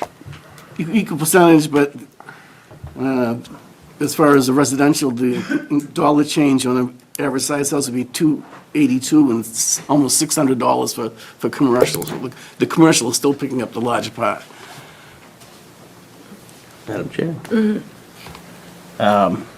I could just run through my thoughts on this. I don't know if there's any more, I would prefer not to speak until everyone in the public's had a chance to speak. I don't know if there's anyone additional. If we're going to get into deliberation, I'm glad Joe put something on the table, but Any further comments? Just one comment. George Sanders, 672 Great Road. You know, at a meeting like this here, you ought to have some extras of this handout chart that you have here so that people could see and follow what's going on and what's happening, because it's very difficult to follow what's on the screen now. Yeah, I think that's a good Yeah, idea. good. At least this one here. yeah. Good point, Mr. Sanders. Yep, we'll make note of that. Procedurally, we going to close the hearing before we deliberate, or no? Doesn't make any difference? You could close the hearing when you're, before you take your vote. Yeah. All right, well, in any event, I'll just comment as from this chart, it doesn't show it on this version of it is the same as it does right here, but, you know, starting with the single rate, just as a historical marker, ever since we have done that, the difference has been for residents is that if we hadn't initiated that, the tax bills now would be about $1,200 higher than if we'd been using this over time. So, you know, but that isn't the norm that we start from. The norm we start from is where we were, you know, the previous year. Every year we establish a new baseline. And, you know, last year the board saw it in its wisdom to, as we were encroaching on the, you know, the bottom end of the scale there, to move back and to give a more of a break to the CIP. And I don't have a quibble with that, but I will say that when I was running last spring, I did hear about it. And, you know, there were two problems people had. One, in general, was process, and I think, as Jimmy alluded, as Selectman Carr alluded to earlier, a simple change of just getting information out earlier and having 2 bites at the apple on such an important topic makes an important difference here. I just feel a lot less under pressure having seen this for the second time and knowing that the audience has had the same opportunity.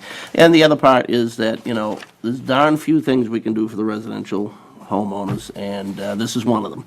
And, you know, philosophically, is it unfair? Well, sure, a lot of things in life are unfair. I suppose it is unfair, but it's a zero-sum game. Any relief you give to the business side comes out of the height of the residential side, so I think we all need to be conscious of that. I think historically successive boards have acted steadily and gradually in their changes, and if there was a shift made in the other direction to the CIP side, I'm willing, you know, to accept that. I don't think what Mr. Knox suggested was perfectly unreasonable. I'd prefer to just stay with the last residential shift, knowing that the business community last year, you know, had made their case, and that could be memorialized, and, you know, some of the factors that the treasurer spoke to earlier, Steve Venuti, shows that everybody's tax bill is going to get a little bit of a benefit anyway from paying down some of the debt exclusion debt. So that feels good to me all around. I mean, I would prefer we go with the last residential shift, number 5, but, you know, it's pennies of a difference between that and 6, so I'm not going to put up much of a fight there. I appreciate and I'm glad that the business community representatives come in and remind us, you know, that this is important to them. But the truth is, for all the barbershops and real estate offices, the people who would benefit enormously from this are IBM, Acton, Toyota, and The Point. They would be seeing tens and thousands of dollars of reductions, and they're not hurt. And we love them all. But they're here because they want to be here, and they're, I just think, and it's a good reminder, too, with the business community, that things that can really help them get here and help that growth portion, I mean, the growth portion helps everybody, because it reduces the collective burden, by small pieces, but it also allows us to provide more services, and the factors that really drive that are infrastructure, the amenities that we don't have that we need, and regulatory process more than tax rate. That's what you hear, either from the people who do the studies and come back and report to us, or what you hear anecdotally. So I would prefer to see we stay at the last residential shift as reflected in number 5, but I can live with number 6. Madam Chair, I'll go next. I can appreciate, again, what Joe was saying too. But as we all know, any shift comes out of the property taxes of our residents. And again, we did a shift last year to shift some of that burden back to the residents. This year, I'd be okay with staying the same as last year also, as number 5. Yeah, I don't disagree with that at all. I think definitely, an incremental shift, anything very small. But like you said, we took a step in that direction last year, take a break this year, maybe head in a similar direction next year. I tend to agree. Number 5. Depending upon how the growth pans Sure. out, you need to look at new numbers every Yeah. year, right? Absolutely. Mr. Drift? Just a comment I want to make is, and Keith, maybe you can help me out with this one. Okay, great. 1 second. Before we actually make a decision, there were 4 questions that needed to be answered. So do we want to address the bottom 3, I guess, prior to addressing the factor? Pardon? Yeah. Yeah, you could address the second and third. I think the final one will ultimately be dependent upon the first one. So the first question gets to the split between Right. commercial and residential. The next 2 are peculiar options that you have under the statute, which are extremely limiting. The one on a residential exemption has no bearing on a community like Littleton with no almost no seasonally occupied structures. It means a lot in Nantucket, where this is the key provision that's used to shift the tax burden within the residential class from year-rounders who occupy their dwellings to absentee owners for whom their property is not their principal dwelling. We don't have that circumstance here, so there's no point in shifting the tax burden from the year-rounders to the seasonal, because we don't have seasonal. The third one of the small business exemption, I'd defer to staff.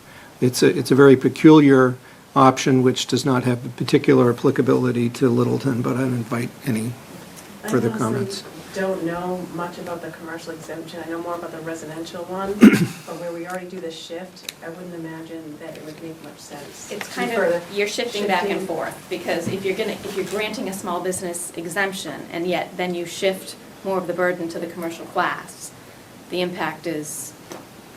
It's going net zero. It's 38 million no matter what it is. The owner is not required to pass it on to tenants. So if you've got a property owner that has 10 tenants in there, he can take advantage of the exemption, but the tenants will still be paying the same. Okay, thank you. I think we had 2 questions here, I'm not sure. Oops, sorry. No, it's okay. I saw Mr. Wilson and Ms. Colley in the back there, so if you want to go back there I guess first? that's my question. Is it possible? Identify Cheryl, yourself. yeah. I'm sorry, Cheryl Cowley Hollinger, 44 Haddon Road and 319 Great Road. So I have a residential property that's assessed generously, and I pay my fair share of taxes there, and I have the commercial property in the center. So I'm here with both hats on. But is it possible, we have a village business zoning down the common. Is it possible to create a tax class for that, to encourage the common? We have a lot of vacancies in the common. To say that blithely say that a landowner doesn't have to pass on the tax break of, because to his tenants is kind of not relevant in that area, because we have so many vacancies. And people are not able to rent these spaces. It would be nice if there was a way to balance this out and give the common folks a little bit of a, less of a burden, while the IBMs and the very successful large businesses that aren't hurt by higher tax rates and can afford it. I don't know if it's possible, but if is it possible to do that for the village business zoning or something No. like that? Spot zoning. No, the rules that, the options that the Board of Selectmen gets to choose from are extremely narrow. It's what the state statute says, and the sort of flexibility that you're suggesting goes beyond what the very narrow limit of options that a local Board of Selectmen is allowed to consider.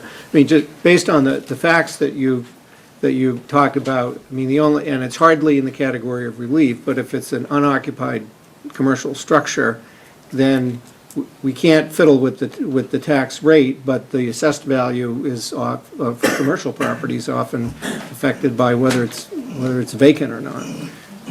Which is the phenomenon we just saw with the old Very Fine, where it's assessed at $4 million now, and it's going to be assessed at 12 because it's vacant, and it's going to be assessed at $12 million as soon as it's occupied, because that's what the rules say for how you assess commercial property. It's too bad, because it's a shame to take tax burden off the IBMs and the large folks that can afford it, but on the other hand, there are a lot of struggling businesses in town. So I don't know how you guys are gonna find it out. The other comment I would just make on the small business exemption is if you allowed, say there was a 100,000 exemption limit, so the first 100,000 evaluation is not counted, and that's the exemption. The levy is still the levy. So what happens come with from that somewhere. value is it goes over to the residential class, and it goes over to the levy's gonna be raised no matter what. So you're just shifting it back to the residential class, even though you're voting a shift to try and save the residential class, so. Still gotta raise the money. Counterintuitive. Mr. Richards, name and address, please. You, Mark. Okay. My question was answered, I think. Oh, sorry. Thank you. Yeah, okay, great. Yes. Mark Grandmacher, 205 Fort Roll Avenue. I have a could you go back to the chart for a second? I had a quick question. If I'm understanding correctly, Paul and Jim, you're arguing to go to 5 to save the taxpayer, the residential's money over 6, but the rate is actually higher for the residential at 5. I'm sorry, than it's, for 6. the last is, So are you guys are arguing backwards from what I think you're actually. The chart we have before us is numbered differently than the one you've got. That's why. Sorry, Mark. Oh, okay. yeah, it's the Actually, same. Mark, the difference between 5 and 6 to the average home is $8. Yeah, I understand it's not much, but they're arguing one way, and the chart's saying the Yeah. exact opposite. Apologize for that, but I just noticed that Yeah. it's actually listed differently in the sheet we got and the sheet that's on the board, so. So 7 looks like it would be the last. Which one are we on? Because I've got, mine reads the same. Mine reads the same as that. Yeah. Well, it's spoken to differently. Last residential shift is what we were both advocating for, and that Just is more than a, what Joe was advocating for, to the residential. no, The last residential shift, wasn't it number 7, 1.41? That's the last common factor. That's the commercial, that's the. last, Number 5. Number 5 as printed here is the same as there. yeah, 03. 5 has a, $5 change is $290 to residential, 6's dollar change is $282. 5. 5 Residential shift. right. is Last $290. residential shift is 290. Well, my apologies then, Joe, you were actually picking the Six is most. 282. Yeah. Thank you, Mark, for pointing that out. Because that's the label in bold is the top, not the bottom. Right. If I remember from So, Thursday, so these numbers are correct. This is, and they match the descriptions here. But that column's not listed up there. I remember from, As you go down the chart to a higher number, there's less burden on the residents and more on the commercial. Correct. Correct. Right. So you were arguing to go from 6 to 5 a minute ago, which is shifting the opposite way that you were stating. Arguing. You, Right. you were right, and I was wrong. And we were looking to do exactly that, so, and in the, going back earlier, Mr. Knox was right. You were right, Joe. Be sure that's what Surprised, you aren't wanted? So where do you, Madam Chair, You didn't make that point, I get lost on it, sorry. if you remember from Thursday when I was talking in a little bit more detail, number 2, number 5, and number 7. Right. Mass residential levy, the shift and the factor were all the same last year. Right. But the levy changed, value changed, so now they're all mixed up. The CIP, which is where Joe is going, at the 141. So what we did last year is we increased the commercial piece of that pie by 41%. That was the 141. And what we did, we took 11% of the residential piece of the pie and put it over to the commercial to do that. If you remember the example that we had earlier tonight, I took that same 11%, number 5, in this year, and moved it over. But that only increased the commercial by 39%. Okay? So they mean different things this year. Okay? So, also, remember the line graph that we saw. So the residential piece of the pie is getting smaller. We shifted 11.03 last year. It really doesn't make too much sense to go any more than that 11.03 this year. So number 5 doing the exact same thing would seem like a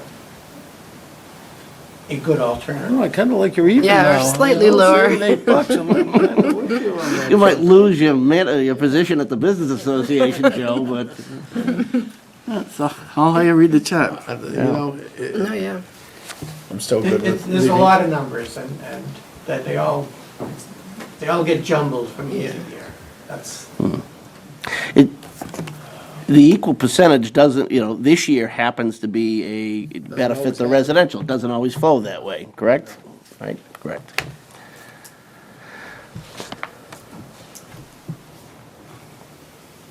Okay. Thank you for that. I'm still saying, Fine. keep it the same. Keep it the same? Yeah, that's my opinion. No, It's not too much of a difference. I'm not too bothered either way. honestly. The only reason I'd argue for that is For 6 or? the only reason I'd argue 5 over 6 would be to keep us away from that 1.5 with the amount of development that's going on in town. It's pushing us down towards that 1.5. So, And I have a different reason. Yeah, I had, my initial argument might have been off base in relation to what Joe was proposing, but I think I could be comfortable staying with 5 for the simple reason that, the business community had made their pitch, the board acted on it last year. We have a kind of a communal agreement on moving gradually and slowly. The difference, as has been pointed out a number of times, is $8. I'm okay with that. but it's an olive branch. Yep. Yep. Okay. Feeling pretty good about that? How you feeling? Yeah, I'm good with the 1103. Yep. Joe, you okay with going with 5 instead of 6? Yeah. Back to my feet. All right, very good. Make a motion to close the public hearing? Second, and I would like to again thank Mr. Rombach. Glad you people show up.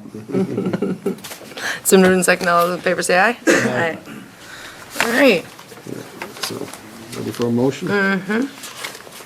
Move that the Board of Selectmen vote pursuant to Mass General Law, Chapter 40, subsection 56, as follows, relative to the FY17 property tax, to establish a residential factor of 11.03, not to adopt a residential exemption, not to adopt a small business exemption, to identify,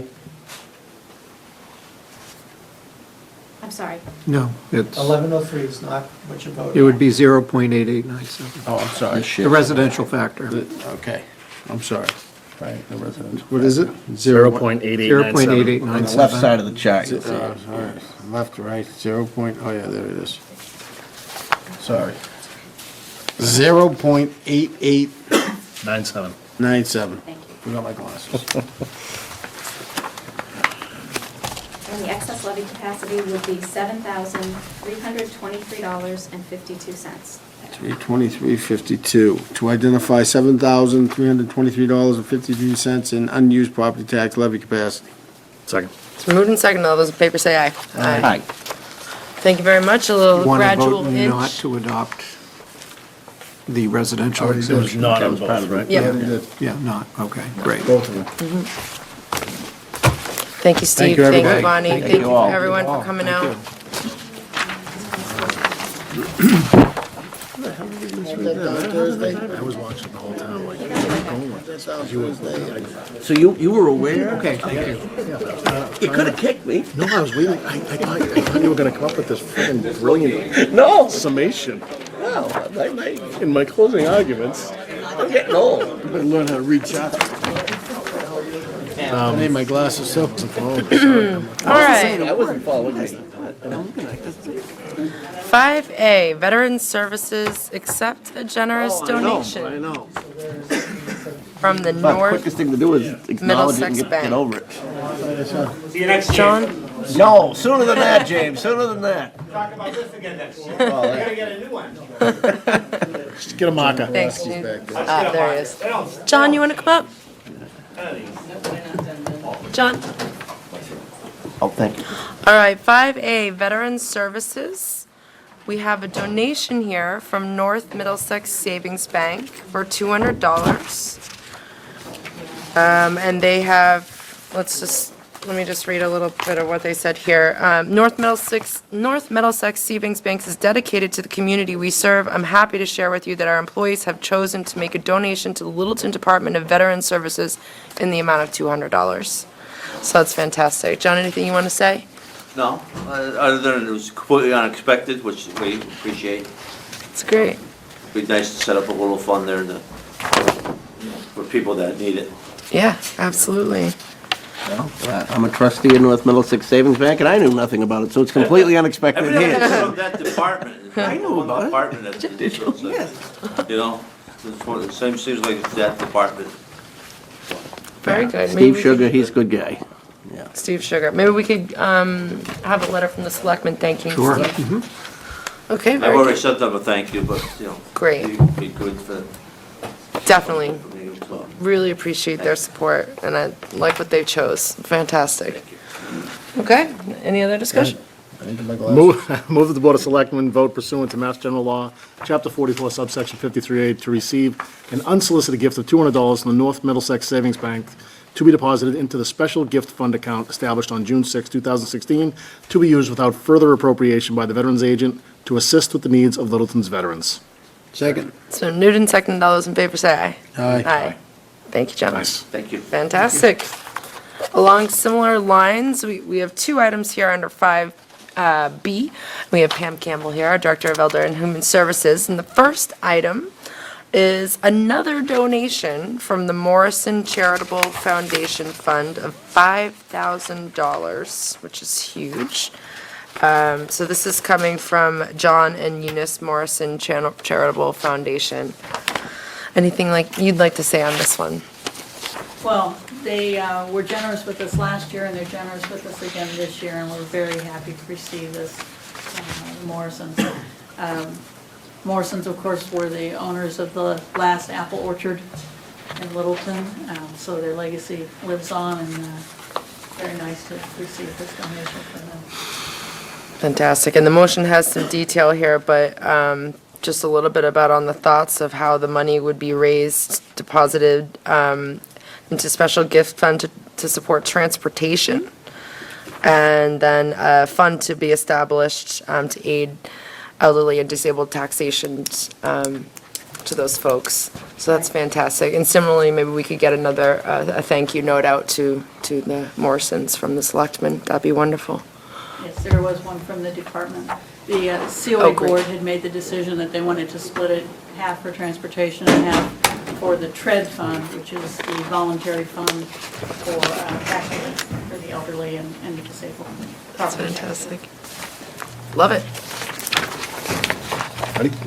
Move that the Board of Selectmen vote pursuant to Mass General Law, Chapter 44, subsection 53A, as recommended by the Council on Aging, to receive an unsolicited gift of $5,000 from the John and Eunice Morrison Charitable Foundation, of which $2,500 will be deposited in the special gift fund for the transportation program of the Department of Elder and Human Services, and $2,500 shall be deposited in the fund established by town meeting's acceptance of Mass General Law, Chapter 60, Section 3D, to aid the Elderly and Disabled Taxation Fund for the purpose of defraying the real estate taxes of elderly and disabled persons of low income.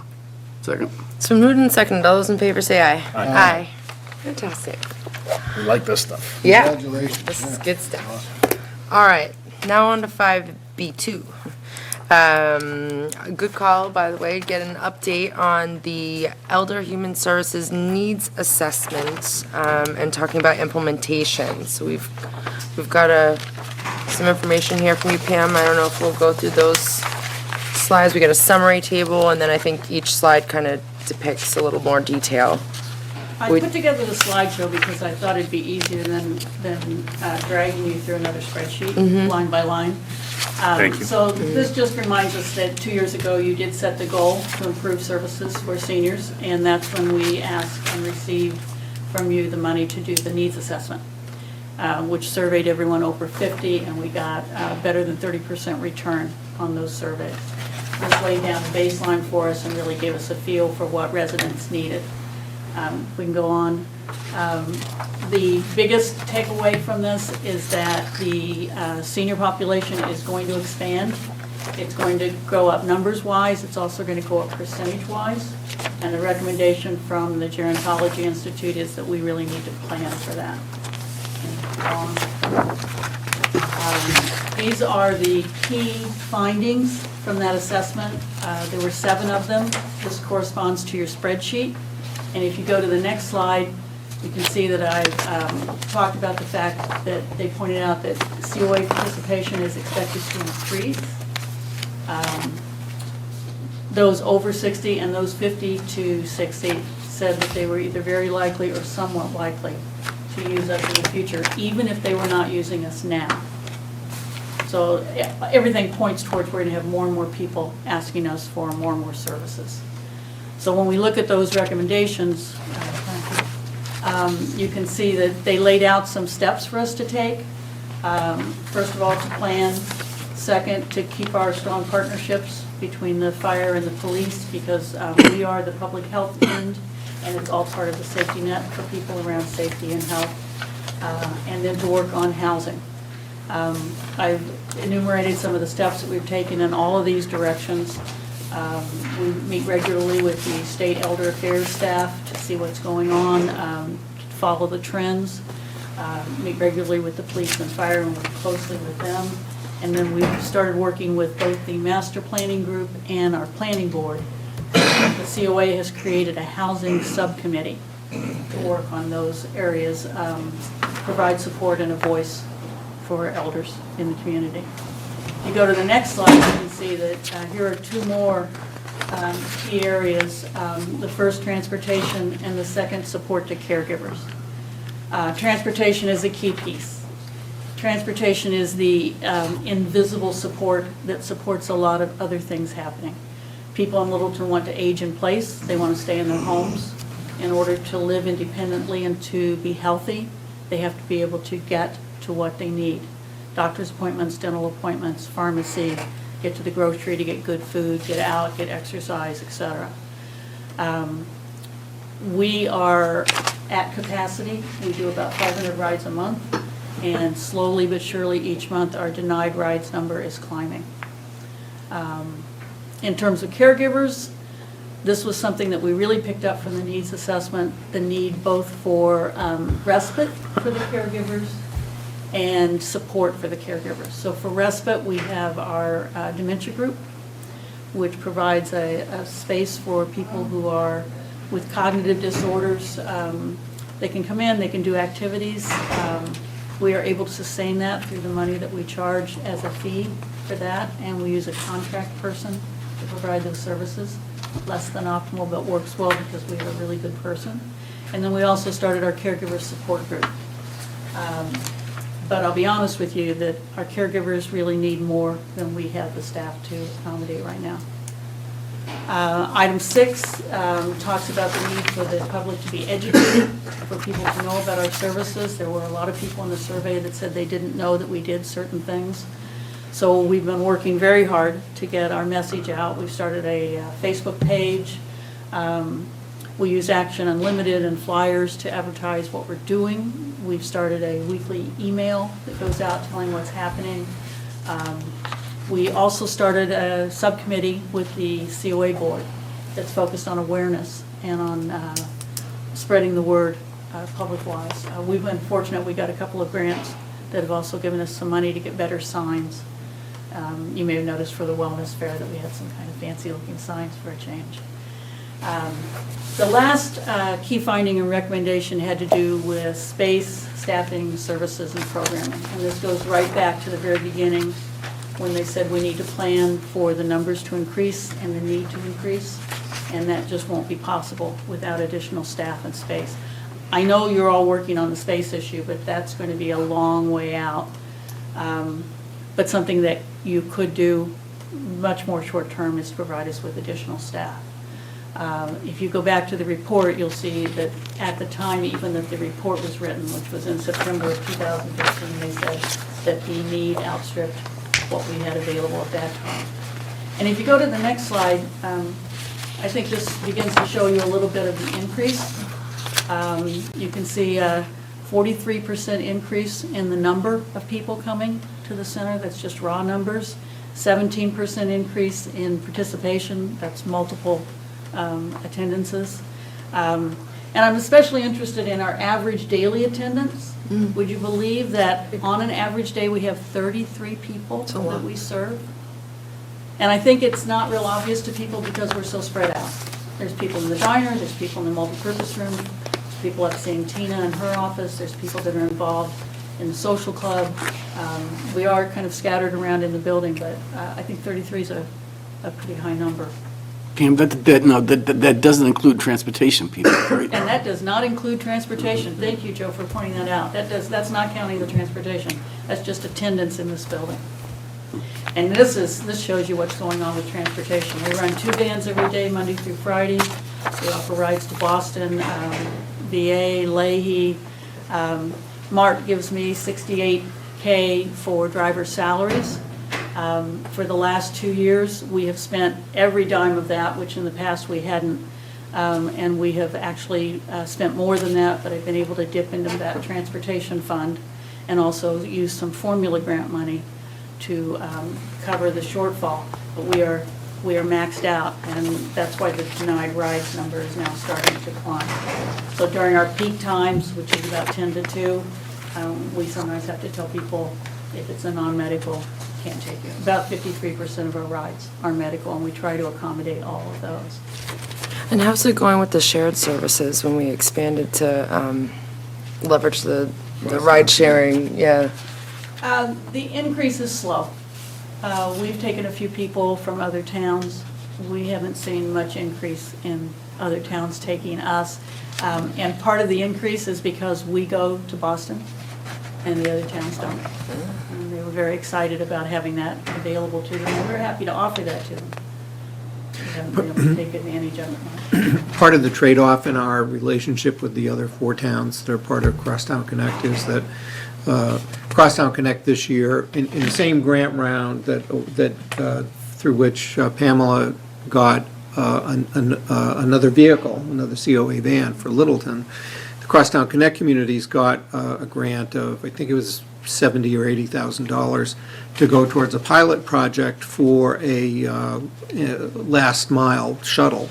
And those communities are agreeable to have that go to a Littleton route. So we're in the process of working out what the specifics of that might be. It might be something that we can unveil early next year. But those other communities are supportive of those grant funds being applied in Littleton to make connections that we don't have yet. And I think you're right, Keith, that they're looking for that because they recognize that we're stretching for them on those runs to Boston and to Lady. Very good. Clancy, if you want to hit the next slide, or Keith, No, it's sorry. me. So I'm the man behind the curtain. you're the man behind the curtain, looking the wrong way. So the question you might ask is, knowing that we're facing increased demand, are we able to increase service? And I've mentioned that we're maxed out with transportation, we have high daily attendance, lots of residents are served, lots of attendance. We really are maxed out in our ability to serve people. We've seen a huge increase in the need from 15 Great Road. We're serving a lot of clients from down there. Those tend to be non-elderly, but certainly those in need, fuel assistance.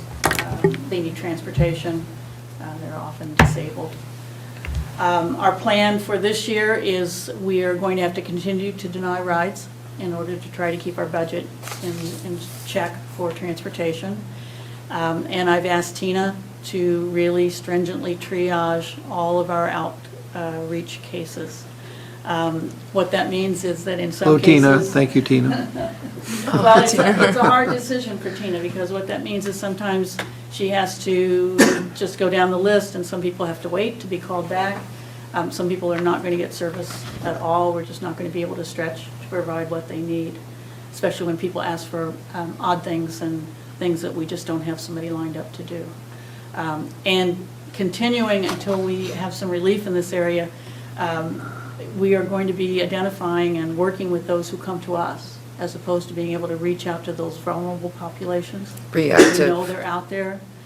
There are elderly out there who are too proud or whatever, perhaps cognitively impaired, and don't want to come forward and ask for help. We know they're there, but right now we just don't have the capacity to reach out and get them. So in the, Keith, in the next budget request, I'm asking for a 40-hour outreach worker, a complete extra outreach worker. Cost would be $55,000. The idea is to provide help here for caregivers, reaching out more to caregivers, doing that true outreach to these vulnerable populations, to begin to build our capacity to work with police and fire, particularly around mental health issues, which is a burgeoning problem, to build some proactive relationships with some of the discharge services in town and out of town, the 3 hospitals that pour into Littleton.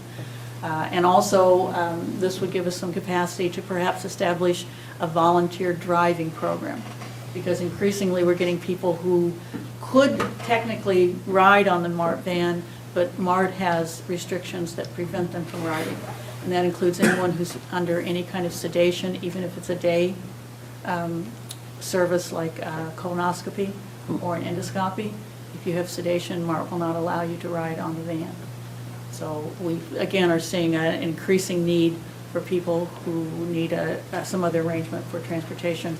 Or even, it'd be great if we could provide an escort service, which I think would really help us in... Might want to clarify that term. What's that? Might want to clarify that term.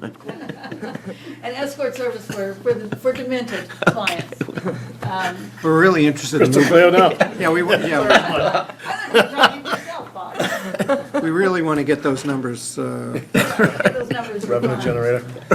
I was lucky enough this year to get a scholarship at Enterprise fund. UMass for a transportation class that they offer. Followed by a certificate. recreational marijuana. Oh, you guys are bad. They offer a certificate Don't lump us all program together, please. for senior transportation, and one of the terms that I picked up from that class is called not just curb-to-curb service or door-to-door service, but what they call through-the-door service. And that's for particularly demented clients who need someone to not only accompany them, but to actually go in and sit with them and make sure that they come out the same door that they went in and get on the same bus that they came on. It's huge. And if I'm going to be able to expand transportation and perhaps take advantage, if Keith can secure this other last mile and secure some vehicles for us, I'd like a half-time driver, another driver funded through the town.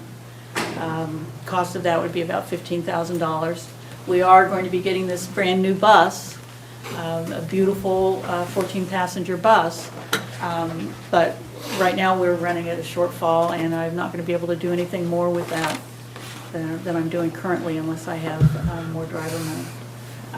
And the other potential is with 2 nice buses, and we still have that nice blue van which has the wheelchair lift. If I had an additional driver, we could add some capacity during some of these peak times and see if I can get that denied ride down back to 0.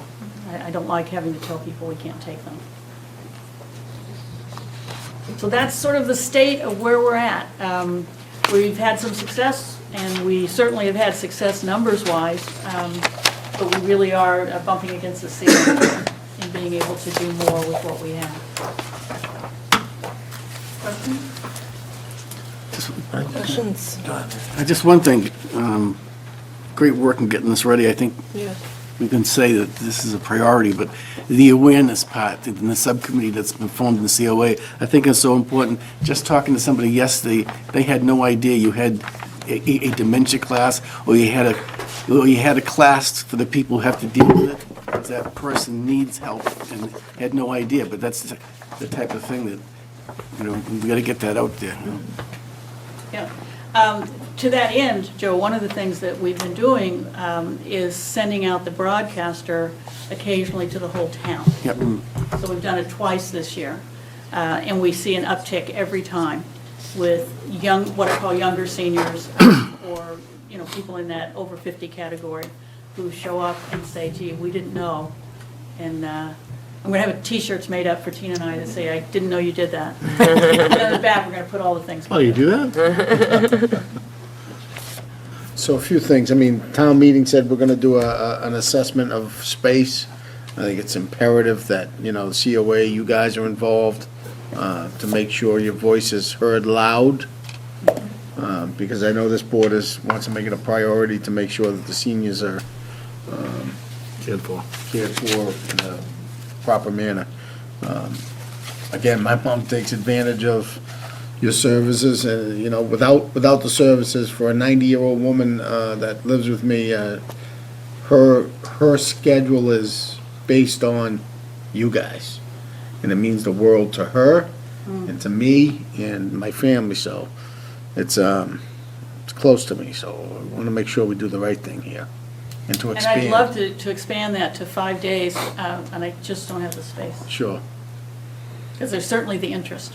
And, one thing that's very important to us, because we're very busy, not only as selectmen, but in our personal lives and our other life we call jobs. It's important for us to see you. It's important for us to hear you. Please don't ever hesitate to give one of us a call, give Keith a call and say, I need an update. And hopefully, in the future, you're going to hear calls from us saying, why don't you come and give us another update? Oh, I'm Very fortunate that important to Keith us. meets with me weekly, Right. and I really feel like I have his ear, Good, and through that, yours. absolutely. Of course. Thank you again for what you do. Yeah. Thank you. Kind of piggyback on what Joe was saying. First of all, again, thank you very much. This is great information, and hopefully folks at home are able to view it as well and get a better understanding of all that you do. One of the things I thought of just while you were talking about outreach and letting people know what you do is maybe doing like a PR campaign and going around to the services, the banks, the dentist's offices, the doctor's offices, where these folks have a pretty good understanding of who these patients are or who their customers are, and they might see that Mrs. DeCosta is slipping a little bit and might offer, hey, did you know that COA can help you with this, or help you with that, or maybe give you guys a call and say, hey, you might want to check in on Mrs. DeCosta. I'm just not saying that my wife needs help. She's not 50 yet. But I just don't want to call anybody out by using a name. The other thing I thought of is before we moved to Littleton, I was used as a driver to get people to chemotherapy at Boston hospitals. I didn't know if there's any way for us to set up some sort of a ride share or something with people in the community that have free time. There might be some folks that are self-employed or folks that work from home and they have some flexible schedules. folks Like that a have volunteer recently retired, driver. retired, yeah, exactly. I know that with different things with the kids, there's all kinds of sign-up genies and, that where folks can sign up and look at open slots and they can volunteer. So between 10 and 2 on Tuesday, I'm available if you need anybody to drive. So if you do have any of those denied rides, you might be able to reach out to these folks just to get somebody to a doctor's appointment, something like that. I'm just trying to spitball That's here. something I'm very interested in, a volunteer driver program. Truthfully, though, I need some help with staff those things don't run Right, themselves. right, yeah, And, exactly. they need care and feeding to set them up and to make them work properly. Right, But I certainly have already done the planning for it. good. And have a plan in place and talked to Bonnie about insurance and, various Sure. bits and pieces, so we know what we can do. And I'm very interested in I'd love to do a speaking tour and get around and talk to some groups. I do talk to groups, but I'd like to do even more of it. One of the things I was lucky enough to get a few months ago was a grant for $2,000 from the Chenal 15 group, the Community Health Network Association group. And we used that to put together a really nice brochure that talks about the services we have to offer. And I like your idea of doctor's offices and dentist's offices. It'd be nice to send that along with a little letter, just reminding them of what we have Churches. available. Churches. Yeah. Tonight, we had the president of the Littleton Business Association, James Kennedy, someone that you may want to. I know. Rotary. Yeah, they meet regularly, maybe go out and Good idea. talk to those folks too. It's a good idea. Yeah. I'll hook up with them. I don't know that I can offer you a whole lot of help with the sign-up thing, but maybe let's connect and see if there might be some opportunities for some of the different websites that my wife signs us up for. I'll get my social media person. The one thing I would ask of this group is that when I do come before you in January and with FinCom to talk about my budget needs, I really would like your support. That anticipates what I was just gonna say. You've got a growing family and you need a bigger house and you need more help, and those will be priorities of mine next month when we get into the budget. Agree. Thank you, Paul. I think we have a question in the back. Mr. Sanders? I just want to make a comment. George Sanders, 672 Lake Road. As a veteran of 30 years, it's important that the town keep in mind that these veterans that get these appointments from the VA, it takes a long time for them to get another appointment if the appointment is missed. I know that one time that the COA, for whatever reason, stopped the service going in Boston there, and of course, Mr. Knox was on board at the time, and they put it right back, and put the people, because these veterans, they depend on that, and at the time, I was the chairman of the COA, and there was a lot of people had a lot of great concern about the fact as to why the rug was being pulled out from under them. So it's important for the town to remember, and I highly appreciate the effort that the Selectmen have put support behind, the COA, especially the transportation thing, because I initially started with the transportation for the town of Littleton. So I'm aware that the fact how important people in this community depend upon the COA bus, carrying them to their appointments, and also for other needs that they have that are local. So I appreciate your support in supporting the COA and their needs here. Thank you, Mr. Sanders. Okay, and I'd echo the same. I have no different comments from the board. The work you do is extremely important, and you do a great job, and we're definitely here to support you. So thanks for this summary, and like Selectman Glavy said, we got your back when the discussions are coming up shortly here. And look at it this way, I'm planning for your futures. Thank you. Well, at least Joe's. I knew it was coming. You couldn't escape, I Joe. don't know if the senior Thanks, moment Pam. tonight. All right, very good. Sorry, Joe. Okay, 6, another grant award, 6A, Mass DOT Complete Streets. Actually, we started off with this news, didn't we? Well, how exciting is this? We've gone from December of 2013, when the Board of Selectmen adopted, was one of the first communities in Massachusetts to adopt a complete streets policy, that a couple of months later, Smart Growth America recognized our policy as number one of its kind in the nation for the year 2013. We were one of the first recipients of a so-called Tier 2 planning grant from Mass DOT last March, and with those funds, $42,000, we developed a prioritization plan, which was the subject of a number of public meetings over the summer. The board's goal this year was to have us submit a grant application for up to $400,000 for construction funds from Mass DOT's Complete Streets program. And last week, we received word that we've been funded, and it was a competitive process, that there were more communities applying for money than there was money available in this round. So it was, so we our did quite. policy probably helped us. Yeah, it did quite well, and the proposal that we put in was very timely, that it's, most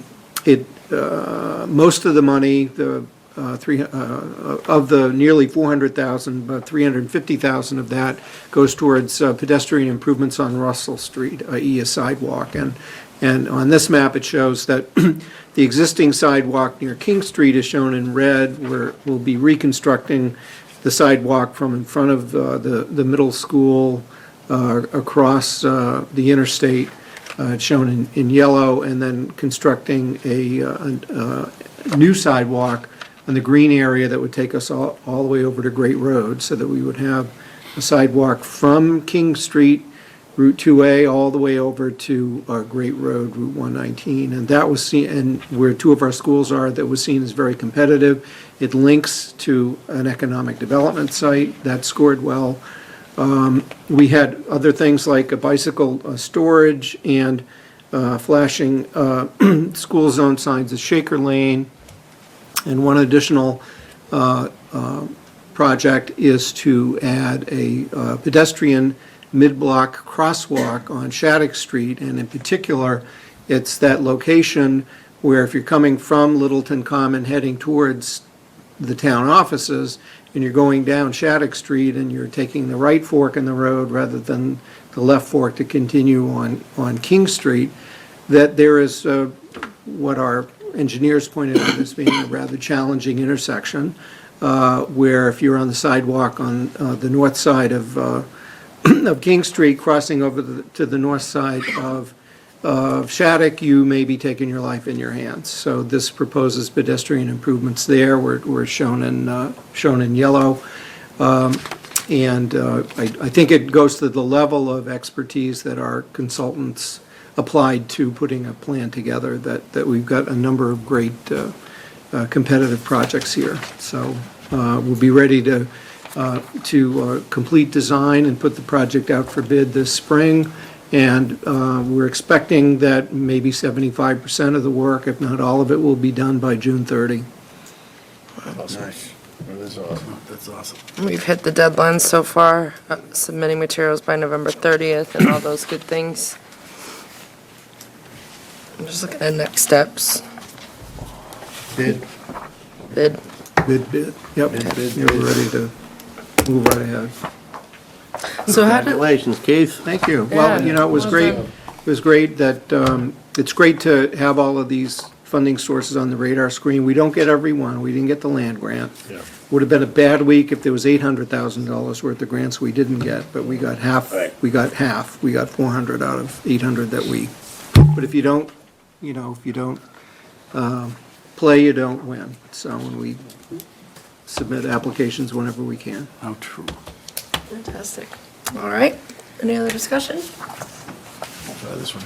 Move that the Board of Selectmen vote to authorize execution of the Complete Streets Tier 3 construction funding agreement between the Massachusetts Department of Transportation and the town of Littleton for a Tier 3 grant in the amount of $394,970 for, 1, Russell Street improvements, sidewalks, $349,480. 2, Bicycle accommodation storage, 18,000. 3, flashing school zone signs along Shaker Lane, 16,000.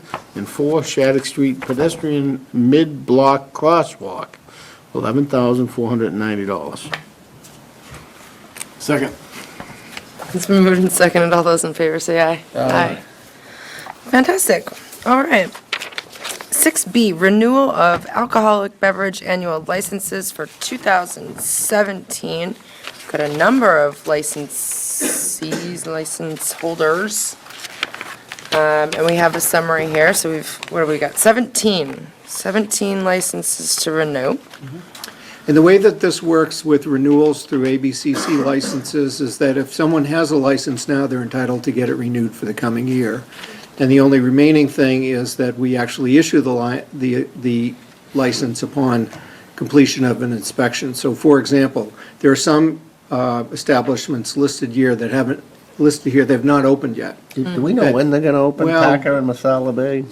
So, sometime, I guess at this point, sometime in 2017 at the earliest, but two of the licenses for establishments at the point, you've approved in previous years, and, in fact, one of them, I think, was approved 2 years ago, and a year ago, you renewed the license for the coming year. We didn't issue the license because they're not constructed, they're not open. But this is the. But they're paying. This is the, and this is the, we'll take the money. Yeah. But this is the procedural vote that they're entitled to have. If they have the license, they're entitled to get it renewed. And there are, there were issues that we'd identified for 2 other licensees, that Littleton Sub Shop and the Gallery Cafe Sub Shop has since complied with all of their issues. I think Gallery Cafe was it a smoke detector, or what was the? For one detector to be replaced on the second floor. Okay, so with that, Can I please speak to that? Name and address. Hello, Virginia. Hi. Hi. I'm Virginia Wood, and I'm the owner of the Gallery Cafe, and we opened in April, and I want to thank the folks of Littleton for a really warm welcoming. This is my chef, Don McHale, who is 90% responsible for our great success. But I've been working with ASAP out of Tingsboro to get all the issues addressed by the fire department. And the smoke detector that they're referring to on the second floor, according to ASAP, is nothing but a light fixture that has been removed, and it's not a smoke detector. So I guess I need to check with the chief about that and get that verified, but according to ASAP, that's what they said. Yeah, it's been a detector that has been there for years, and when water went through it in the last year, it was taken down. Since when the red wires go to and went to it, when a detector is removed, for it to comply, it just has to be replaced. So there's no other detection on the second floor, and that's the location where it's required to be. That's not what I'm being told by my profession. as far as procedurally. The authority having what it- jurisdiction has spoken. Yeah, and the Board of Selectmen doesn't have the authority to waive anything. The Board of Selectmen's authority is to renew the license, and that the issuance of the license will be subject to what the inspectors say. And so if the chief is saying replace one smoke detector, you need to replace one smoke Is there detector. any reason not to put it in there? It's not a smoke detector, according to ASAP. Well- They're saying it's a light fixture. The chief's saying it's required, regardless of what the history was. No, it's only required if it is existing. The problem being, Yeah. it's not existing, so it's not required. So that's the issue, when we did the inspection, they gotta it was deal already with there, and the wires were there. We don't resolve that issue But here. it was Okay. there- Okay. Virginia, We'll you reinspect. need to deal with that on a separate level. Yeah. Thank you for the update. The board can take the vote tonight to Yeah. approve your license. It'll be there waiting for you as soon as you satisfy the chief. Right. And Deputy Chief Patterson, I don't know if you have any comments from your side. We have had no issues with alcohol licenses this year at all. That's great. Good, Very good. Nice. And has your patrols or your light The alcohol agents have been out. alcohol agents? Yep. Yes. They have been out, and there have been no issues. Good news. Everyone's in good standing on their taxes as well, I see. Yes. And we're certain these are all current managers? Yes. Was that, yeah, okay. Yeah, I went back through the TA blog notes and, you know, it went through with the ABC Form 43s, double checked and made sure, so they're all current. Clancy's first run through with our licensing, and Good job. right on Yep. top of it. Move to the, He went to East Place and checked it out. oh, yeah, yeah. Had a drink? Any other time, calls that a pub crawl. Right around closing time. Yeah, so- yeah. 'Cause in Move fact, that the Board of there's a few Selectmen vote to inspections. approve an annual renewal of licenses for the alcoholic elderly beverages for calendar 2017 for the list of said licenses as printed in the meeting notice addendum to be made a part hereof. And I'll just go through them real quick. Yangtze River Chip Shots, Common Foods, Inc., Great Road Kitchen, Malsalsa Bay, Tucker, Marriott Courtyard Littleton, the Gallery Cafe, Tavern on the Square, Anthony's Coal Fire Pizza is for annual liquor license renewals. No, that's for all alcohol. And the VFW is also all alcohol. On premise. On premise. Off premise, all alcohol package stores are Fallon's Wine and Spirits, Littleton Liquors. Off premise wine and malt is Littleton Convenience, Common Convenience, Donnellan's, and GW Archer Inc. Second. It's been moved and seconded. All those in favor say aye. Aye. Thank you very much. Virginia, I'll be visiting you this holiday season for some Christmas shopping in your little shopping area. Thank you. All right, and thank you, Chief, Deputy Chief, and Clancy. Okay, last one under 6, and that is the budget calendar. So we, the FY 18 budget calendar, the joint meeting with FinCom, the all-day Saturday, we tried to see if we could shift this to allow all of the selectmen to attend from the, Yeah, we had floated the date of Saturday, January 7th is the date that was voted as in the budget calendar last July. When, during the selectmen's discussion on November 7th, there was some discussion that not all members could attend. The chair was going to be away, the clerk was going to be away for, I think, a 2-week period. And so could we meet before the, sometime earlier in January? And we floated the idea of Thursday, late afternoon on January 5th with FinCom. FinCom chair declined. So we're, so I think we're beginning. back to, if we have a quorum of selectmen and you can do Saturday, the 7th, that's one option. If you want to reschedule to another date, I think we have to propose other dates to FinCom. well, and I think the last time we tried to brainstorm this, we were kind of out of other dates, right? Because either it's We're too out of other late dates, yeah, because or- your budgets, because we're still, we're still doing fiscal 2017, setting the tax rate, and that's Bonnie's priority for the next week or so. You'll get the budget booklets by Christmas. You'll get those later in December, but you won't have them, you don't have an option of a December meeting. It would Right. need to be early January to review the budget books. Previously, we did it in December. What was the change this year because the town meeting pushed out? I mean, it was Yeah. so late. Yeah, last year, it was a nightmare. Yeah, we crunched Bonnie beyond recognition by having the current year and the new year. Actually, last year coming was in together. November, right? It was 2 years ago, it was in December. No, it was last year that we had the crunch. November, yeah. And we November, did it in though. November. Yeah, right, it We was did middle in of November. And so when we had to have a later town meeting in November this year, and that was going to mean that that Bonnie's still dealing with the current fiscal year to set the tax rate into the middle of December, we pushed back the date that budgets are due and that Bonnie would have the next year's budget to the board for review. So that pushed us, that's why we agreed on a January date for the budget review. So one point, what I think we need to do as a board and a town, because we all have busy lives, try and set an annual calendar for some annual events. Let's talk about plowing private roads and Jimmy's issues in, let's say, May, so that they can get them addressed by the time we have a hearing. Let's talk about the tax, pick a date for the tax hearing that we just went through a couple weeks prior. This is another good exercise where, that would. I mean, I think when we had it on that November date, if December ran into, like, one year we did it the same day as the bazaar, and it's inevitably complicated. January, half the world's away somewhere, and it's also getting kind of close to town meeting.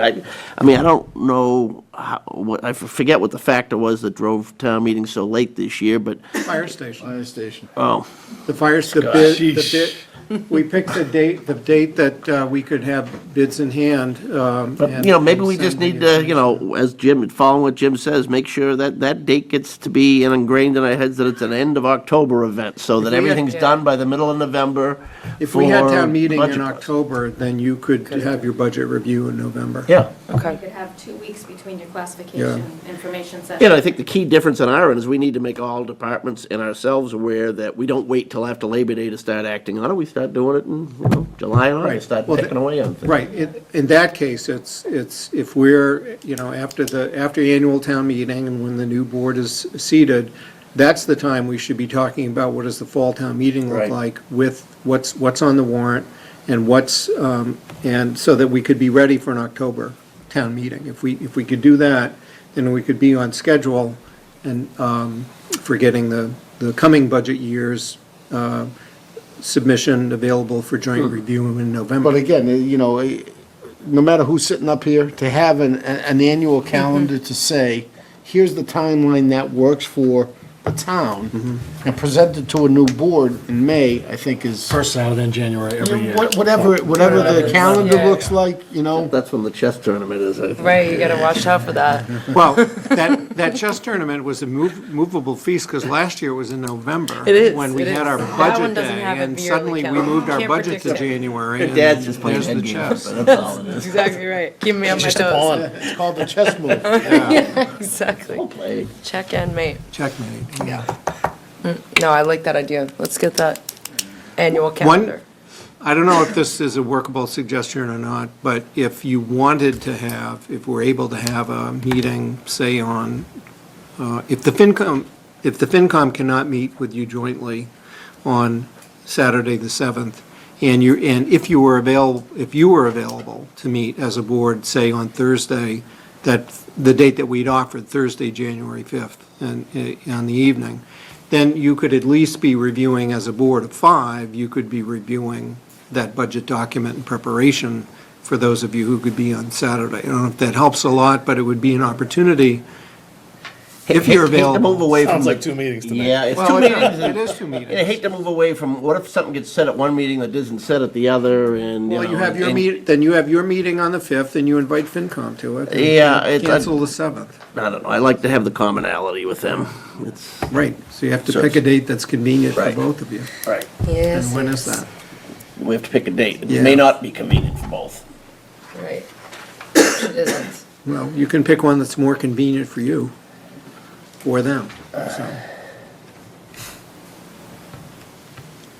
So we're down 2 for that, if we were to stick with the 7th.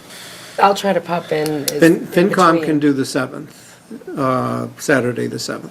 FinCom is. How much said that time do they they can do allot that. you in between moves? There is some portions where I can break out, because there'll be a break and, Yeah. yeah, I will. I'll do the best I can to juggle. And I'll be in Belize, so you ain't gonna get me. Ooh, Really? Show off. Skype you in. It's called timeshare. I'll be there. You gonna be there? You gonna be there, 7th? You around? Please? No, I'm not gonna No, be please. Yeah, you got, Joe, you're available on the 7th, right? Probably, yeah. And you guys? Yeah, I've got it etched. You do, yeah. Yeah, I can't wait. Let's just go for it. So It is we'll what it stick with is. January 7th? Yep. Okay. Yep. When are you leaving, Jim? That Thursday. So you couldn't do the 5th? Oh, so you can do the 5th anyway, all right. You didn't have And pizza? you gone for 2 weeks, too? Even if we had pizza? Yeah, all right, maybe, let's see, 80 degrees. I'll meet you down there, Charlie. Cold pizza. That's a good one, Chuck. I was thinking trying. about that. Can I get back to you?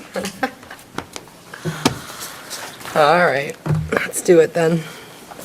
All right, so we'll So stick, no motion needed. no motion, we'll stick with January And I 7th. hope the FinCom appreciates Yes. accommodating them more than They owe we're you, accommodating they owe you ourselves. one, yeah. Exactly. Okay, well, we already approved our minutes. That brings us to executive session. Do we have an agenda packet 8? Yeah. I lost mine. Move that the Board of Selectmen vote pursuant to Mass General Law, Chapter 30A, subsection 21, subsection A, Clause 3 and 7, to convene an executive session to discuss strategy with response to litigation. Since an open meeting may be detrimental to the effect on the litigation position, the board will not convene an open session thereafter. Second. It's been moved and seconded. All those in favor say aye. Or roll call. Aye. Aye. Aye. Aye. Aye. Aye. Thank you very much, everyone.